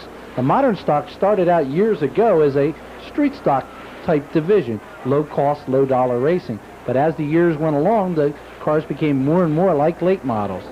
And here you see several of them tangling up and heading to the infield. They produce good racing each Saturday night with many different drivers able to win a feature event. And here's the Modified Affordable Division striking again, or at least striking each other on some portions of the racetrack. Good close competition. There's a problem off of turn 2 with several of the cars getting tangled up. And again, turn 2 seems to be a problem on this evening. These are the same asphalt type modifieds as their bigger brothers, but they run a very restricted motor and also a smaller tire. And in all seriousness, they put on a fabulous show here at Wall. They even put on a few showers of sparks once in a while. Brian Sisko, car number 12, a car that looks a lot like Gil Hearn, wins this evening. Now we go back to the Path Valley Speedway for some mini sprint racing and rocking and rolling. The mini sprint is a bigger brother of the micro sprint, and there's many drivers that have moved up and hope to advance in the sprint car racing. One of them is Tim Dietz. Dietz made the move from micro sprint to sprint, now backed up a little bit to something he could afford a little bit better, the mini sprints, and they put on quite a show. If you notice the lines of Path Valley, this is kind of like the mini sprint version of Eldora. Yes, the track offers them a chance to run wide open all the way around the track. And here's your winner getting out of his car. That's Tim Dietz. Now we move on to Cayuga for another stop on the Budweiser Dirt Asphalt Challenge Series. This show is absolutely fabulous. Cayuga is where the whole Asphalt Challenge Series got started a few years back. They were all dirt modifieds that were used to running on dirt. Now they're actually cars built just for the pavement. And you can see the difference, how well they handle and put on a great show. Now here's Mike Perotti getting a little sideways in the 35 with Brett Hearn and Lenny Boyd trying to chase him down. There's Scott Kania again. You remember the good showing he had earlier in the year at Thompson. But it wouldn't last very long. Hearn makes his move. He's won many of these races, and so has Bob McCready. Unfortunately, though, Hearn wound up parked in the pit area with problems. Meanwhile, Frank Cozy was working his way up through the field with Jimmy Horton in tow. Horton, with all of his experience on Winston Cup and ARCA circuits, was able to put a lot of that to good use this year when he ran on the Budweiser Asphalt Challenge Series. Now here's some late race action. Bob McCready, Lenny Boyd up in the hunt, along with Frank Cozy. Cozy was running exceptionally strong on this day, and then Mark Kenyon had a flat tire to set up this restart. On the restart, things got wild for Bob McCready, and he spun off into the infield. Just dropped it down too low on the inside, and then Frank Cozy made an almost impossible move, passing on the outside of Lenny Boyd to go up into the #1 position and take the victory. Another great run for Lenny Boyd, who would also end up being the Dirt Rookie of the Year. Bob Miller presents Thunder on the Hill at Grandview. It meant trouble for Gary Gollop in car number 84, who took a wild ride on the qualifying heat race. And there was some wild action in the feature event as well, with a lot of the top Central Pennsylvania sprint car drivers invading. Steve Stambaugh in the Apple Chevrolet car took a wild ride over in the corner. And here's Randy Wolf moving to the inside of Glenn Fitzcharles in car 26. And no, Fitzcharles did not have a problem on this particular occasion. There's Dave Callman, the new driver of the Keystone Pretzel 126, moving up. But this night belonged to Bobby Weaver in car number 1, who not only won this Thunder on the Hill event, but became king of the hill by winning the series title. Now we move to a racetrack that runs Wednesday nights. This is the Central Jersey Speedway in New Jersey. They ran last year on Friday nights with 3/4 midgets as the headliner. Got new management this year, and they ran on Wednesday night with the Mad Cars that run over at Wall Stadium. They put on quite a good show, and they actually had a couple of open competition modified events to round out their schedule this year. Ray Horner in car number 76 took this big feature event win, and he was quite happy over it, as well with his crew. From Central New Jersey, we'll now shift back to Pennsylvania for the Vanscoy Colcractor 50 at Big Diamond. This is the biggest event on the schedule for the Big Diamond racers. $8,000 to win, and Doug Hoffman took a night off from East Windsor and came over and drove car number 9. Steve Botcher usually runs a big block Saturday nights at Orange County, but on Friday nights he likes to have fun, so he put together his own car and his own team to run at Big Diamond. Steve had a good run going this evening, leading the early laps until a lap car came out of the infield and tagged him. That kind of shuffled the order a bit, and here you see Doug Hoffman in the number 9 car, his borrowed ride for this Friday night run. Hoffman was one of many modified drivers that run the small blocks on a regular basis, including Toby Tobias Jr., who was in the field, and, of course, Kenny Brightbill. But it was Rick Schaefer in car number 77 who really shined on this evening. Slick Rick, as they call him, worked lap traffic to perfection. And came across the line victorious in the Colcracker 50. From cracking coal, we go to cracking the fast track at Rolling Wheels Raceway. This is the Skull Race, run for the first time in September at the track. And after a rain out, this became a double show, a big day. 191 laps of feature racing were on tap, a 91-lap Skull Race and the 100-lap Robert and Petrosi Memorial. It was a big day for Brett Hearn, who had his car hooked up. You could see him running the outside cushion, running the inside. He found his way wherever he needed to go. Brett Hearn knows how to set a car up, but occasionally he has a minor jingle or two. Here he bumps side rails with Joe Plazik. Both drivers keep on trucking. Jeff Trumbley in car number 21 was the early leader, and Doug Hoffman works his way underneath, trying to get that spot from him. This was a very interesting evening because the track started off very fast and very tacky at the start of the Skull feature. By the end of the night, though, the track was hard, slick, and dusty. The drivers not only had to be on top of what they were doing behind the wheel, but they had to keep that setup and keep working the racetrack as well as the traffic. Here you see Hearn slipping by Jeff Trombley on the inside, going down the long front straightaway here at this 5/8 mile speedway. He still had Hoffman to contend with, though, because Doug was out front until problems beset him. Doug dropped a tire off the outside edge of the back straightaway and wound up cutting a tire as a result of that little off-road altercation. Joe Plazik and Jeff Hetzler in the Ford number 74 put on a good battle, with Bob McCready just up ahead. And then Danny Johnson joined in the fray, and another Ford versus Chevrolet battle raged on the racetrack. Competition was strong all day long, and race fans needed to do was pack a lunch and maybe even a dinner. Brett Hearn walking away with the victory in the Skull Super Dirt Series race. Then later on that evening, he decided to take the nightcap as well, the 100-lap Robert and Petrosi Memorial. Interesting side note, earlier in this day, a 50-miler at the New York State Fairgrounds. 3 major events in one day for these drivers. We move on to the Flemington Fair Speedway for the ARDC Midget Invasion. And the drivers loved the wide surface here at Flemington, going 4 and 5 wide through the corners. Many fans were a little bit worried about the driver's safety on this event as they ran wide open all the way around, and the metal guardrail, a little bit hard for these small cars. But the Cool family experimented with putting foam blocks and tires in the corners to ease the force of a crash in the corner, and they seemed to work very well, although none of the midget drivers had a chance to sample it. Real battle between the Fenoras on this evening with Drew and Noki Fenora both in the field. And there's that Randy Verhulst in car number 0. This is the 3/4 midget field now taking onto the racetrack, the slightly smaller cousins of the ARDC midgets. Cars again have plenty of room to pass. Paul Verhulst in car number 6 there, and another one loses it. That's Tim Adams, who takes a wild flip over, and luckily when he spins back into traffic, he doesn't get collected. Normally the micro stocks of Flemington run on a course in the infield. Once in a while, though, they get to play with the big boys out on the big racetrack, and sometimes they get a little bit lost trying to find their way around. Is it 2 wide, 3 wide, 4, 5, maybe even 6, and look out in the corner. I tell you, on a 5/8 mile racetrack, you can see why soft walls are becoming more and more popular. Move to the Path Valley Speedway again. These are the 4-cylinder stock cars that race at the track. 4-cylinder auto racing is becoming more and more prevalent across the northeastern United States. There are a lot of these cars to find, and they're a low-economy, fun-to-drive class. At Path Valley Speedway, you'll see great numbers of these cars, and several other tracks now in the area have begun to book them just for special events. Watch this wild finish. The starter was so shocked he almost forgets to throw the checkered flag as one driver lands on his hood. When all was settled from this wild finish, it was Judy Blauser who was the happy winner. Hey, Jude is going to Disney World, I'll bet. Now we go to the Fall Festival at Jennerstown. 3 divisions, 3 races, each 100 laps in length. Quite a wild show.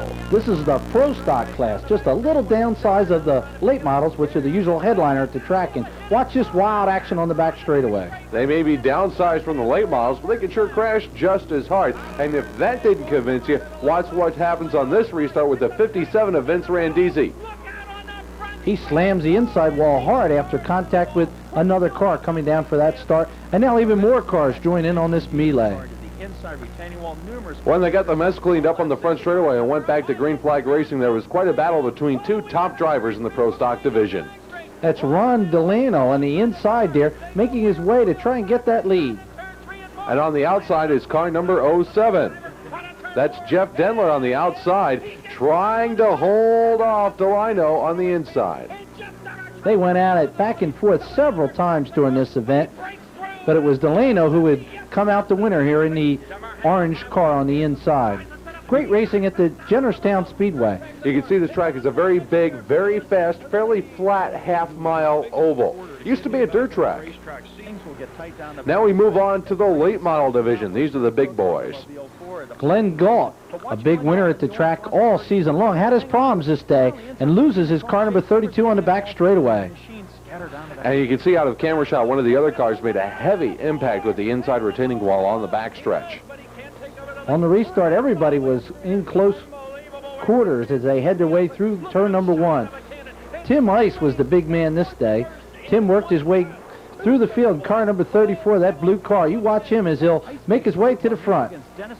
Here he's challenging for the number 1 position, heading down to the inside groove. A 2 or 3 groove racetrack here at Jennerstown allows these drivers to run generally anywhere they want. When Jennerstown switched from dirt to asphalt, most of the cars were just dirt late models with asphalt tires on them. But they've become a regular ASA type event now and draw many cars from outside of the area. And here's the Iceman, a real happy winner, car number 65. Doing the traditional roof dance in Victory Lane. You can't do a roof dance on a super modified, but these winged warriors definitely can put on a show. Good action here up front with Russ Wood from New Hampshire making the long tow. That was Davey Hamilton in car number 1 from Ohio. And moving up here in the screen, you'll see the black number 1. That's the Graves House car driven by Mike Ordway. When the super modifieds run at Jennerstown Speedway, they not only get the IMSA cars that usually run in Oswego, but they pick up the Sandusky, Ohio area super modifieds. And for this event, cars even came in from California. And at the end, it was Bentley Warren slipping by Ordway to take the victory. On to the biggest event on the Pennsylvania Tri-Track Small Block schedule, the annual Freedom 76 at Grandview. $15,000 to win the Freedom 76, and Randy Masser, with a good starting spot, had the early lead. Craig Von Doren, however, was knocking right on the door in second, followed by Billy Pouch in that school bus car that picked up the Forrest Rogers Memorial earlier on in the year. With those guys up front, you think that it'd either be Von Doren or Pouch that would be dominating this event, but look who's coming. First, This is coming along for Doug Hoffman, a little contact with Smokey Warren that put him out of the running. And then Terry Reimert makes contact with the spinning car. You see the black 58 coming in, collecting another 1 or 2 cars in the process. Von Doren got his way to the front, and then here comes Knute Hartman, the big surprise of the Freedom 76, passing Billy Pouch on the inside. Hartman's driving a refurbished, many times over, 1986 Olson Eagle chassis small block. The car is a little bit heavier than those that he usually races against, but it always seems to handle well, and here he brought the crowd to his feet by passing track king Craig Von Doren on the inside. Took the lead. Hartman had set the car up deliberately to run the inside groove. He felt that would be the quickest way around on this night, and to this point in the race, he had been proven right. Meanwhile, behind him, Pouch and Von Doren duked it out for second and third. Action on the back straightaway knocked Kenny Brightbill from the event. You see a little flame coming from the car. It was quickly extinguished. Meanwhile, on the other side of the racetrack, Smokey Warren again involved in another incident, taking out Jeff Strunk and a couple of other competitors. Here's a look at it from a different angle. Randy Master, who had done so well early, was also involved in that crash. After Knute Hartman had passed both Pouch and Von Doren, his power steering went, and that was the brake that Pouch needed. When Hartman drifted high, Pouch took the low side and took the number 1 position. From there, Billy Pouch wasn't to be denied, although Hartman really tried. His power steering problem was something that didn't develop all the time, so he was able to mount a charge, but at the end it was Pouch who got the $15,000. And the sponsors and crew got a champagne shower in Victory Lane. Now it's back to New York State for the Skoal Super Dirt Series stop in the daytime at the Cayuga County Fair Speedway in Weedsport. The tight oval always produces some real good racing. You can see the guys shuffling a little bit in the back, and Frank Cozy getting the worst of that little tap from behind. Cautions count in a Skoal race, so if you spin out, the idea is to not lose a lap, and that was Frank doing his best not to lose a lap. He was successful. Alan Johnson in the 14 and Steve Payne make up the front row here, and Johnson tries to get by, but it's Payne who prevails. Meanwhile, the other Johnsons, that's Jack in the 12 and Danny in the 28, were duking it out for position with Dave Lape and Brett Hearn lurking not too far behind. Bob McCready, who always does so well at the Weedsport New York Oval, tries to make his way through the track while Jack Johnson pulls to the outside with problems. A tough year for Jack Johnson, down more often than up. Danny Johnson, Brett Hearn, and Bob McCready worked through the pack in a real long-distance event, which pit strategy is always very important in. And that pit strategy would come into play for a number of drivers. Payne set his car up with a hard enough tire that he didn't have to make a pit stop. And even though things got a little hairy in lap traffic for the Hurricane, he was able to blow by this lap traffic. Alan Johnson tried to keep it close, but when it was all said and done, it was Steve Payne who came out the big feature event winner. It's been a great year for the Hurricane, Steve Payne. Now the Winston Modified Tour goes to one of their oldest, most prestigious events, the Winston 300 at Thompson. This is the longest lap race that they have on their schedule, and it's one of the most prestigious as well. It's also held on one of the most demanding racetracks on the Winston Modified Tour schedule. Thompson, 5/8 of a mile, big bankings, very, very quick, rapid speeds. Things happen here in a fraction of a second. Here's problems on the home straightaway with Jamie the Jet Tomeno going over the top of Carl Pastriak, 75. Tomeno would continue to get a good finish out of this event. Jan Leedy was having a good showing, as was defending Modified Tour champion Mike Stefanik. A car in the field got things tangled up, and there's Tomeno again with problems on the home straightaway. This time, a few other drivers are involved in the altercation. Up front, it's Jeff Fuller in car number 8, leading Jan Leedy in car number 25. The speeds at Thompson are very strong, and you can see the drivers have to fight that wheel. Late in the race, a pass for the lead. Stephen Park ducks to the inside of Stefanik and takes over that top spot. It was a big win for Stephen Park. He went right onto the checkered flag in car number 77. The former Riverhead Raceway regular made a big showing on the Winston Modified Tour. And he picked up his biggest win of the year in the Winston 300. Back to Evergreen Speedway we go for more TQ racing action. Good three-wide action getting down into the corner. The TQs run snowmobile and or motorcycle engines in these cars. They run them off to the left side like a super modified for the weight advantage. You can see that the exhaust tube actually runs right up the side of the car. hardly any two cars are alike either. And, ooh, here's a wild flip getting into the turn, an unmarked car. Looks like he was the only one with a car like his in the feature field that night.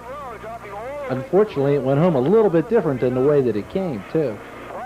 Randy Verhulst, car number 0, would go on for the win. It was Randy's 10th win of the season. And this is 1990 Miss Evergreen stepped into the photo.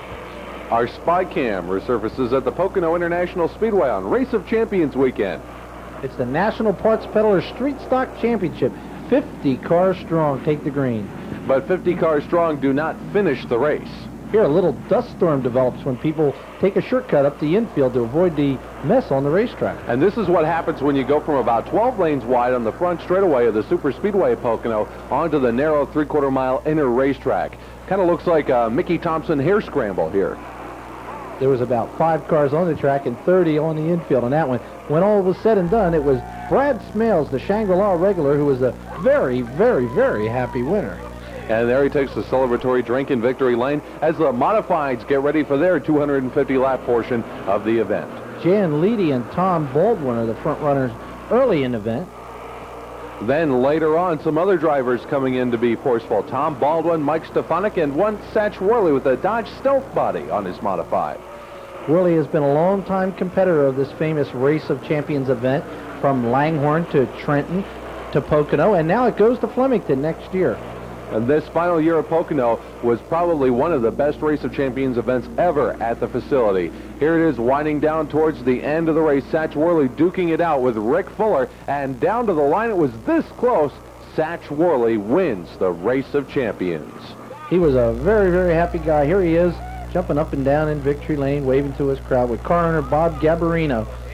And the Mystic Missile celebrates in victory lane with his crew chief.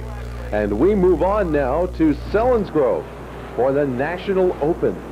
$10,000 to win, the biggest event of the year at the Selinsgrove Speedway, and Doug Zucco has a problem right off the bat. Looks like Zucco better get Mako. Restart up front. Johnny Mackison, car number 65, is at the point. He jumps to the lead. Mackison running very well. There's Freddie Raymer in the 99 trying to move in on him. Joey Allen in the 461. Stambaugh in the 12. A lot of tough competitors in the running for this one. Frankie Kerr, the All-Star champion in 1991, was on hand for the event and gave it a good run. Raymer and Kreitz wound up in the wall here on the back straightaway. They were 2 pre-race favorites to do well. The race up front, Kenny Jacobs in the 1W and Mackison in the 65. Jacobs here the leader. But then Mackison would take the lead back just a few short laps later. And go on to the biggest win of his career. It was the first ever 200-lap race and the first ever afternoon race at the Land of Legends, the Canandaigua Speedway. Drivers had to adjust to a changing track surface, but it was the same trio that always runs so well there at the track. Danny Johnson, Bob McCready, Alan Johnson, all the stars of Canandaigua right up front with the outsiders such as Brett Hearn, of course, number 6. Hearn characteristically has not done very well at Canandaigua over the years, but on this day, Hearn had found a good combination for the early portion of the race. He hung back and waited for the leaders to kind of exhaust themselves on their tire combinations. Up front, it was a battle of the Johnson boys, Alan and Danny, but soon along came Brett Hearn 6 and Jack Johnson, making a 4-car race for the lead. Look at this action. Coming off turn number 4, Hearn was trying the outside groove, but it wasn't the fastest groove, at least not yet anyway. Allen stuck with the low groove, but finally Brett made that high groove work here, taking the lead away with a big sweep off turn 4. Brett Hearn taking over the number 1 position in this 200-lap event. Part of every 200-lapper on the dirt circuit is a mandatory pit stop, and here you see the pit stop scenario with Hearn, Hoffman, and there's a guy in the grandstands. I won't embarrass Dean Reynolds by mentioning his name. Back on the racetrack, Hearn kept things under control, and here's Bob McCready working up, trying to get a lap back that he had lost earlier in the event. Going 1 lap down in a 200-lapper can sometimes mean disaster, but when you're Bob McCready, you don't ever give up. McCready does eventually work his way by Brett Hearn and then begins his round around the track to get back in contention for the win. It wasn't easy for McCready to do this. He had to come from a bit of a deficit, being a lap down, get by Hearn, as you see here, with the inside slip in turn number 4, pinning Hearn behind the Burnett lap car. Then he had to come all the way back around the racetrack once again. Talk about aggressive moves. Here's Jimmy Horton with the nice inside pass of the Hurricane Steve Payne. McCready now has made his way around to catch Horton, who had a top position going. He was running third at the moment. McCready disposing of Horton without too much of a problem, then gets by Kevin Collins to go up into the number 2 position. That left just one guy left, leader Brett Hearn, but Hearn had a considerable lead, and with 5 laps to go, it seemed a little bit much for McCready to catch him. There was a quick restart with just a couple laps to go. It allowed McCready to close only that much. Brett Hearn took the victory in the 200 at Canandaigua. Now we move on to a different sort of a 200. This is the Victoria 200 for small blocks at the Fulton Speedway. And Frank Cozy gets into trouble not just once, but twice in the Lime Green 44. That was in his heat race. In the feature, it was a different story. The Fulton Victoria 200 is broken into actually 2 100-lap races with a stop in between where the drivers can go to the pit area and make changes. This is the start. And this is the 6th annual event. Billy Pouch has won it the previous 5 times.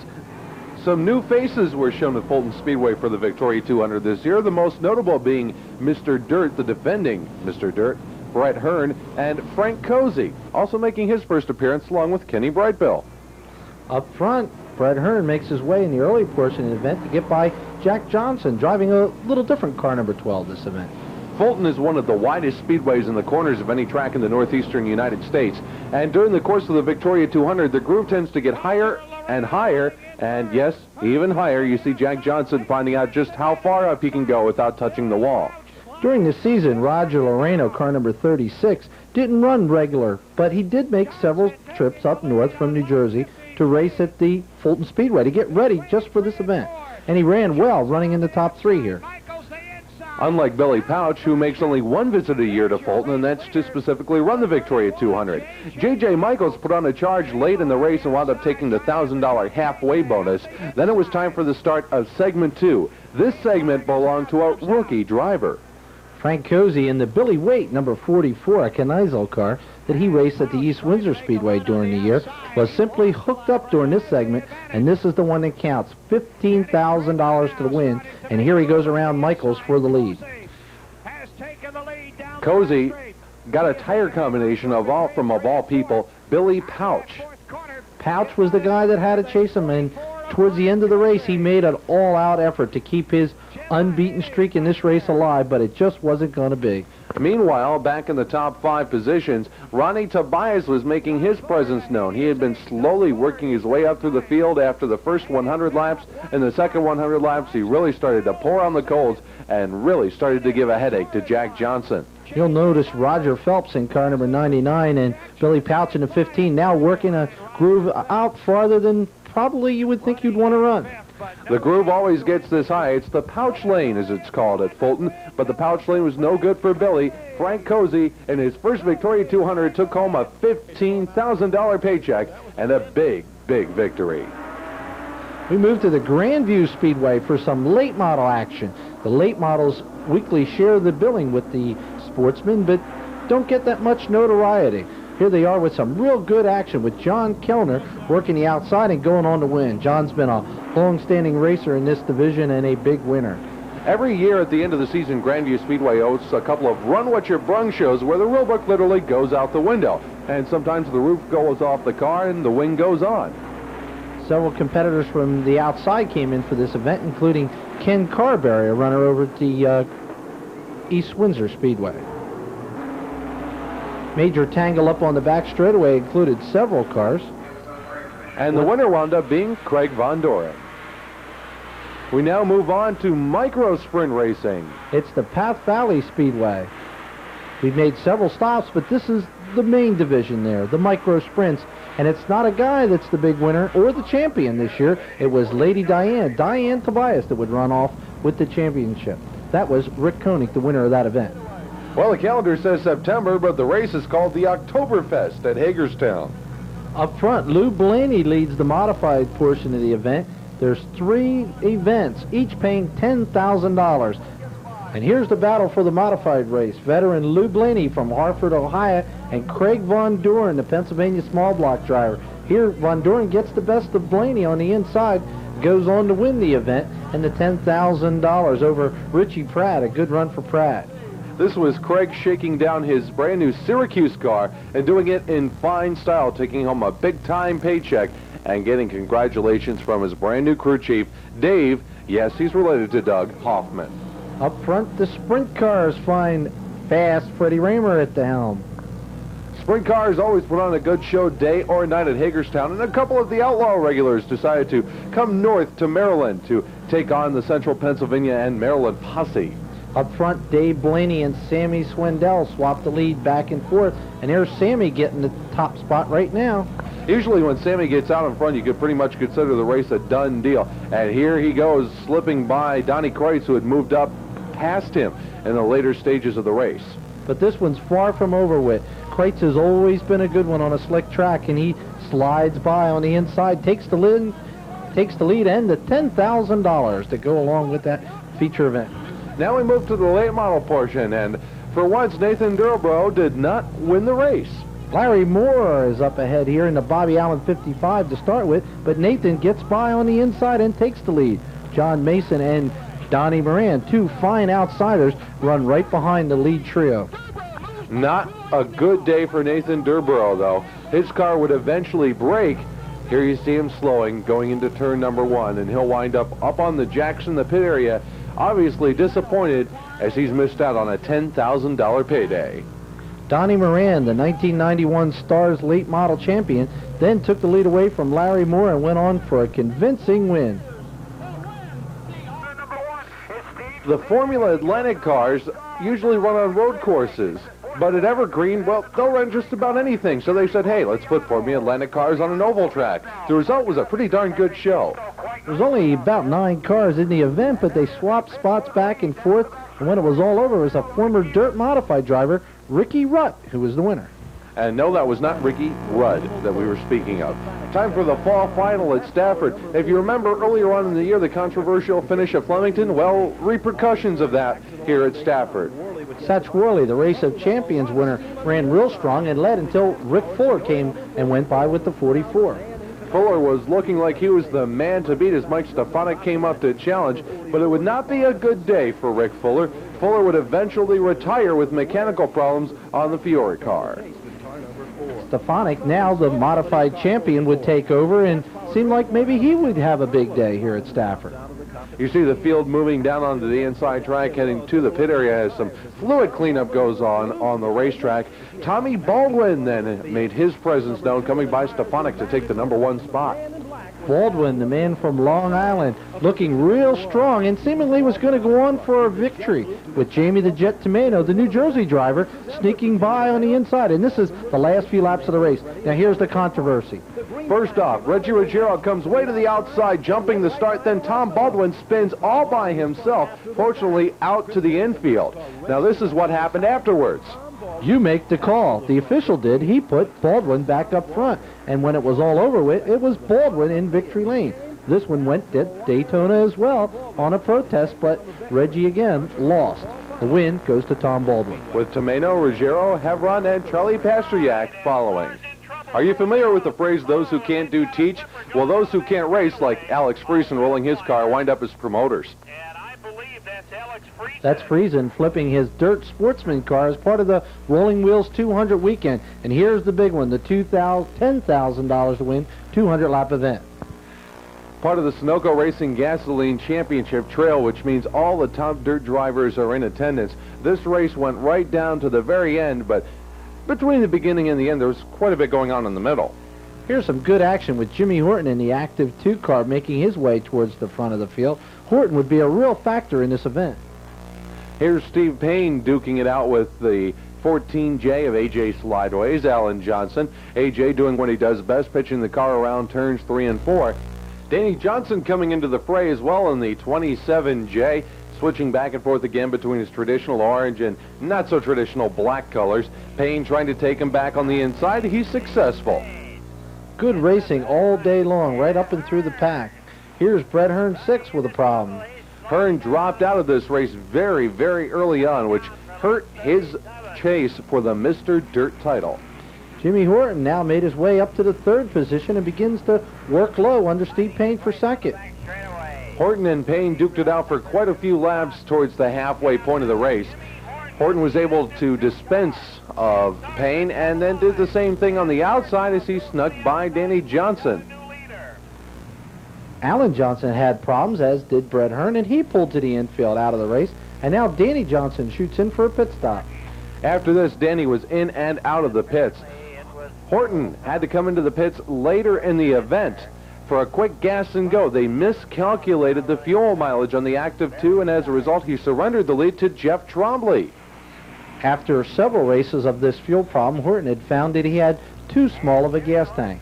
Here he slows off the pace. And it's Jeff Trombley, who looks like maybe today would be his day. But Bob McCready said, oh, no. He's looking for that big payday and goes by. McCready had made several pit stops, almost gone down a lap, but wound up taking home $10,000 as part of the victory. And now we go back to PIR for show number 2 for the Budweiser Dirt Asphalt Challenge Series, this part of the Bosch IndyCar Grand Prix weekend. What was so unique about this event was the modified shared the building, shared the pit area with the famous drivers of the kart IndyCar circuit, such as the Andrettis and the Foyts. Mike Stefanik made his debut in a dirt modified on the pavement in the Bud Olson house car. This race was dominated by Doug Hoffman in the Billy Taylor #1. He went on for the win and the Dirt Asphalt Challenge Series Championship. Then we go to 5 Mile Point for the Binghamton Quarter Mile Dirt Track Championship. What a show this was. Overcast skies and sprinkles throughout the race kept things interesting. 100-lap event paid $5,555 to win, and it brought out many big stars. An unlikely pole sitter, Mike Root, held the early lead until Roger Phelps overtook him. Doug Worthing and Frank Cozy, along with Dick Marcinko there in the 1A, were in the middle of the pack starting to work their way forward, but they were trying to pace themselves. After all, it is a 100-lap race. Unfortunately, the pacing didn't work so well for Worthing. He got caught up in this jingle with Marcinko.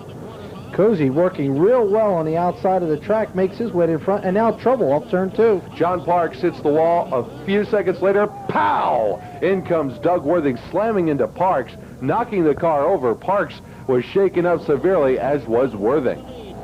Danny Johnson now on the move. Roger Phelps leading, but Hank Goranson's second spot is in jeopardy, and Danny gets it with an outside move. Danny then tries the inside move, but gets pinched by a lapped car and by Phelps. Have no fear, though. Danny mounted the outside groove where the lane was a bit clear and went up into the #1 spot, holding off Roger Phelps. Cozy, meanwhile, was working the outside, trying to catch up to that front-running Danny Johnson, and he was doing it with some great moves. The car got better as the race went along. At this time, the weather was starting to get a bit heavier, and the rain was starting to fall a bit harder, so both Cozy and Johnson had one thing in mind: get to the front ASAP.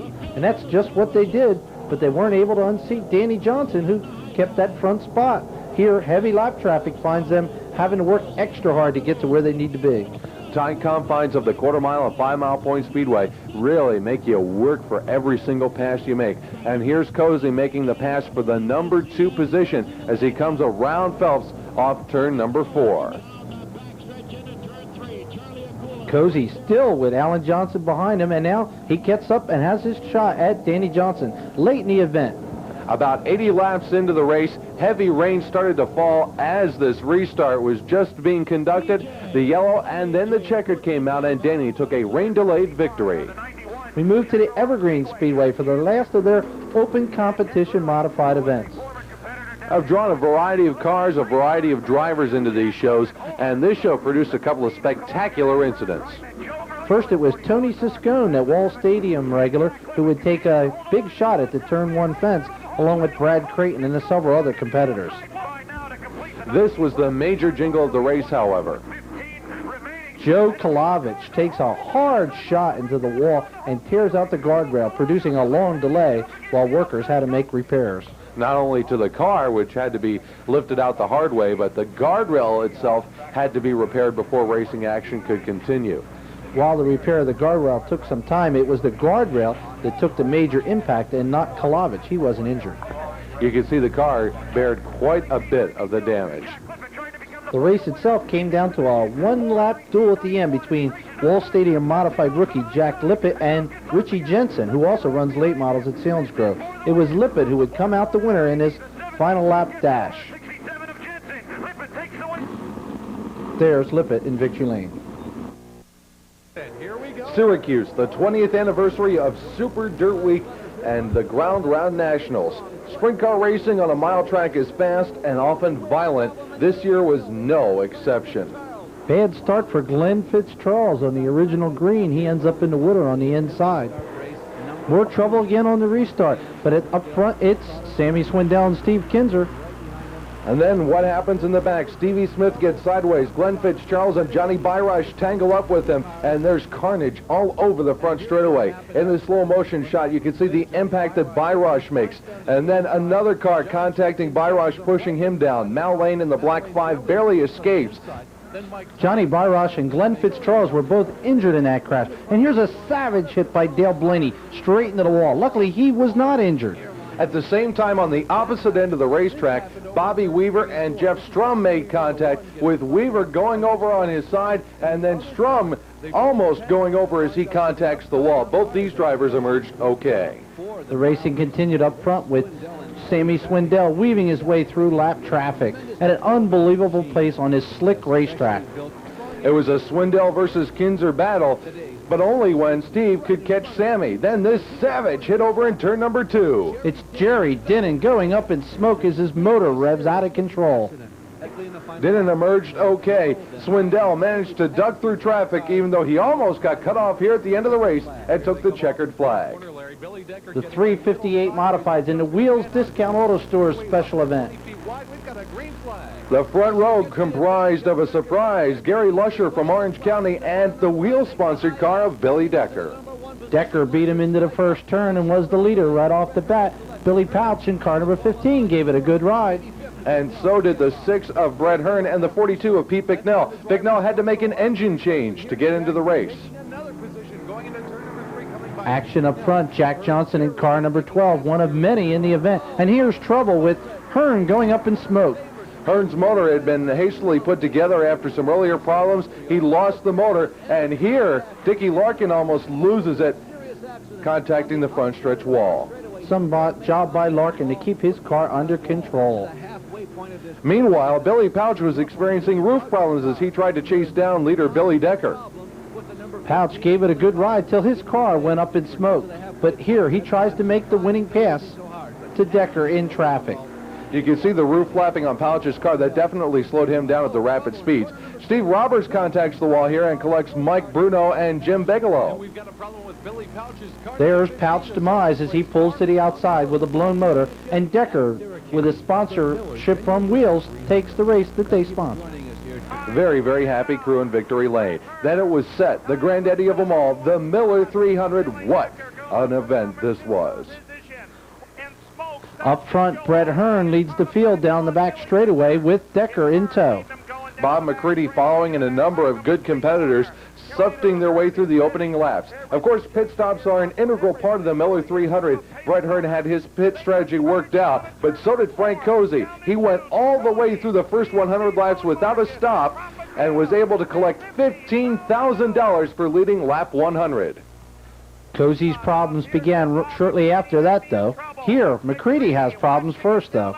This sets up the biggest wreck of the event. Joe Plazik had nowhere to go and piled into McCready, setting off a chain reaction with Brian Goey, Dickie Larkin, and a number of other cars. The back straightaway at Syracuse turns into a parking lot. When racing resumed, it was Brett Hearn who was beginning to make his way back to the front. Alan Johnson and Danny Johnson, the two brothers, first duel for the lead themselves. And Danny, with the inside move on Allen, takes over the number 1 spot. Danny was very close to winning his first ever Miller 300. It wasn't to be, however, for Danny, though, as problems would develop in his race car late in the event, which would sideline his chances. Brett Hearn had a hard time getting by A.J. Slideways. Once he did, he had to try to chase down Danny Johnson, and this is what happened to Danny. The tire going out over the fence as Danny, with a very big disappointment, heads to the pit area. Just 12 laps away from winning his first Miller 300. This put Brett Hearn in the lead, and maybe Alan Johnson could pull off another one of those great victories. But Alan, unfortunately, had problems as well. Out of camera shot, you'll see him coming in now with a flat tire on the final lap of the race. Brett Hearn would go on to win, and Thung Hoffman, running in second place behind him, was actually a lap behind. winning the score. And second spot wound up going to a surprise, the Hurricane, Steve Payne, but it was Brett Hearn taking win number 3 in the Miller 300.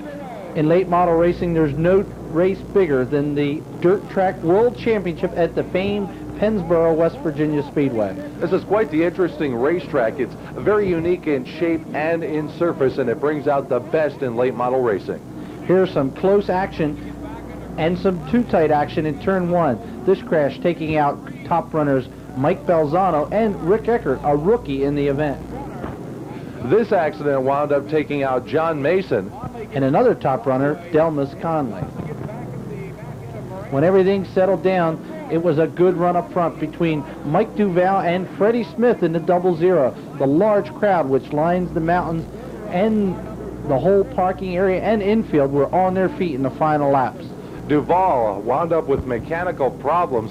That left Bob Wearing up towards the front of the pack, ready to challenge Smith for the Dirt Track World Championship title, but his challenge fell just that short. And Freddie Smith picked up the $50,000 paycheck. Next up in our stop of late season events is a stop at Bridgeport for their open competition small block show. Ronnie Tobias has his problems here getting sideways, knocking him from the event early. And here's a wild incident over in turn number 3. Also on the program that day was the open competition sprint cars. Here URC regular Gary Thayer gets upside down. Bridgeport is kind of like a wider, longer version of Knoxville. The sprint car drivers love coming here because they can stick their foot to the floor and they never have to lift all the way around the racetrack. Kenny Adams, a late season driver for the Bob Weichert number 29, threads his way to the front with a good duel here with Chris S. in the 17. He caught him in lap traffic to take the lead and the win. Now we go to the oldest weekend of racing in the Northeast, the Eastern States 200 weekend, as far as dirt racing goes, at the Orange County Fair Speedway in Middletown. This is the small block portion, the 100-lapper that precedes the Eastern States 200. Gary Lusher, fresh off that good time trial at Syracuse, unfortunately was an early dropout in this event. Rich Rickey leading with Steve Botcher and Brett Hearn. You can never count Brett out at his home track. Hearn would make his way to the front early in this race, and here's Pete Bicknell trying to avoid the spinning Matt Quinn. Bicknell would clinch the Mr. Dirt 358 title in this race. Meanwhile, further back in the pack, there was a lot of action going on as Bob McCready with his Quebec car was coming up through the field. Here, Hearn gets underneath Kenny Tremont to take the lead. Hearn always knows the fastest way around the Orange County Fair Speedway, whether it's a high line or a low line, and he got up into the front spot with Tremont in second and Danny Johnson working on him from third. Johnson moves now into the second spot and sets up that same duel that you had at Syracuse, just the opposite way around, with Hearn now in front. Unfortunately for McCready, the bad luck was starting to begin as he dropped out in his ride. Johnson works lap traffic to try and keep pace with Hearn, who is setting a blistering pace.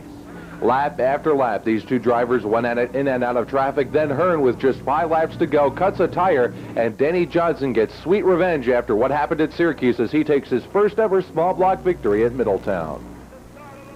The granddaddy of them all, the oldest of the modified big races, the Eastern States 200 takes the green flag on Sunday.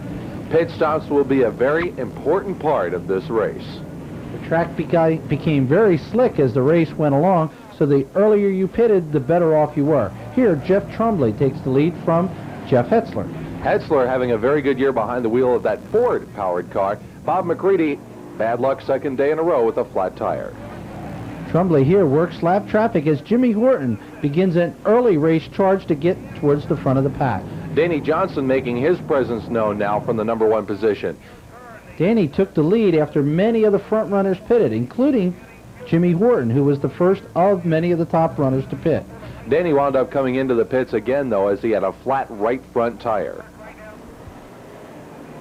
On the restart, the cars are all tightened back up, and it's Horton beating everyone through the field. Here, problems on the back straightaway. Billy Decker gets inside out. Almost everybody gets by. Matt Quinn makes contact. Sammy Rogers also gets involved. Then Jeff Trombley experiences some ill handling because of a flat left front tire. Up front now, it was Horton in the lead over Doug Hoffman. They had both pitted very early in the race on the same lap, but Horton had beaten him through traffic. Jack Johnson and Joe Plazik had come up. Both Hearn and Cozy had to make late race pit stops as Horton continued to set the pace. and it was Horton who would go on for the big feature event win. Late in the race, both Hearn and Cozy were penalized for jumping cars on that restart. And a very good second-place finish for Hoffman. Now we move on to the Lincoln Speedway and sprint car action. This was a big late-season event, and it featured a family duel as father, Steve Smith Sr. in the black number 19, will go at it for the race win against his son, Stevie, in the Al Hamilton 77. This night was rough at Lincoln. Here's one driver stress testing his airfoil. Dave Heed had a problem here, tapping the fence and shredding a tire. And then the rest of the rear end follows and follows and follows.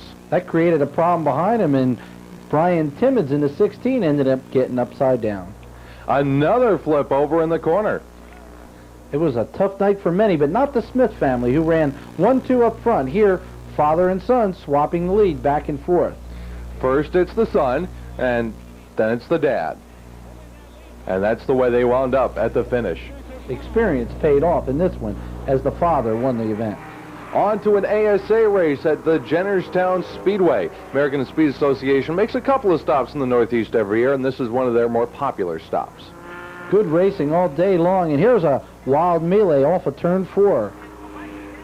These full-bodied late model cars traditionally stay in the Midwest portion of the United States, but they've produced some top names. Ever heard of Dick Trickle, perhaps? Winston Cup driver? This is where he got his start.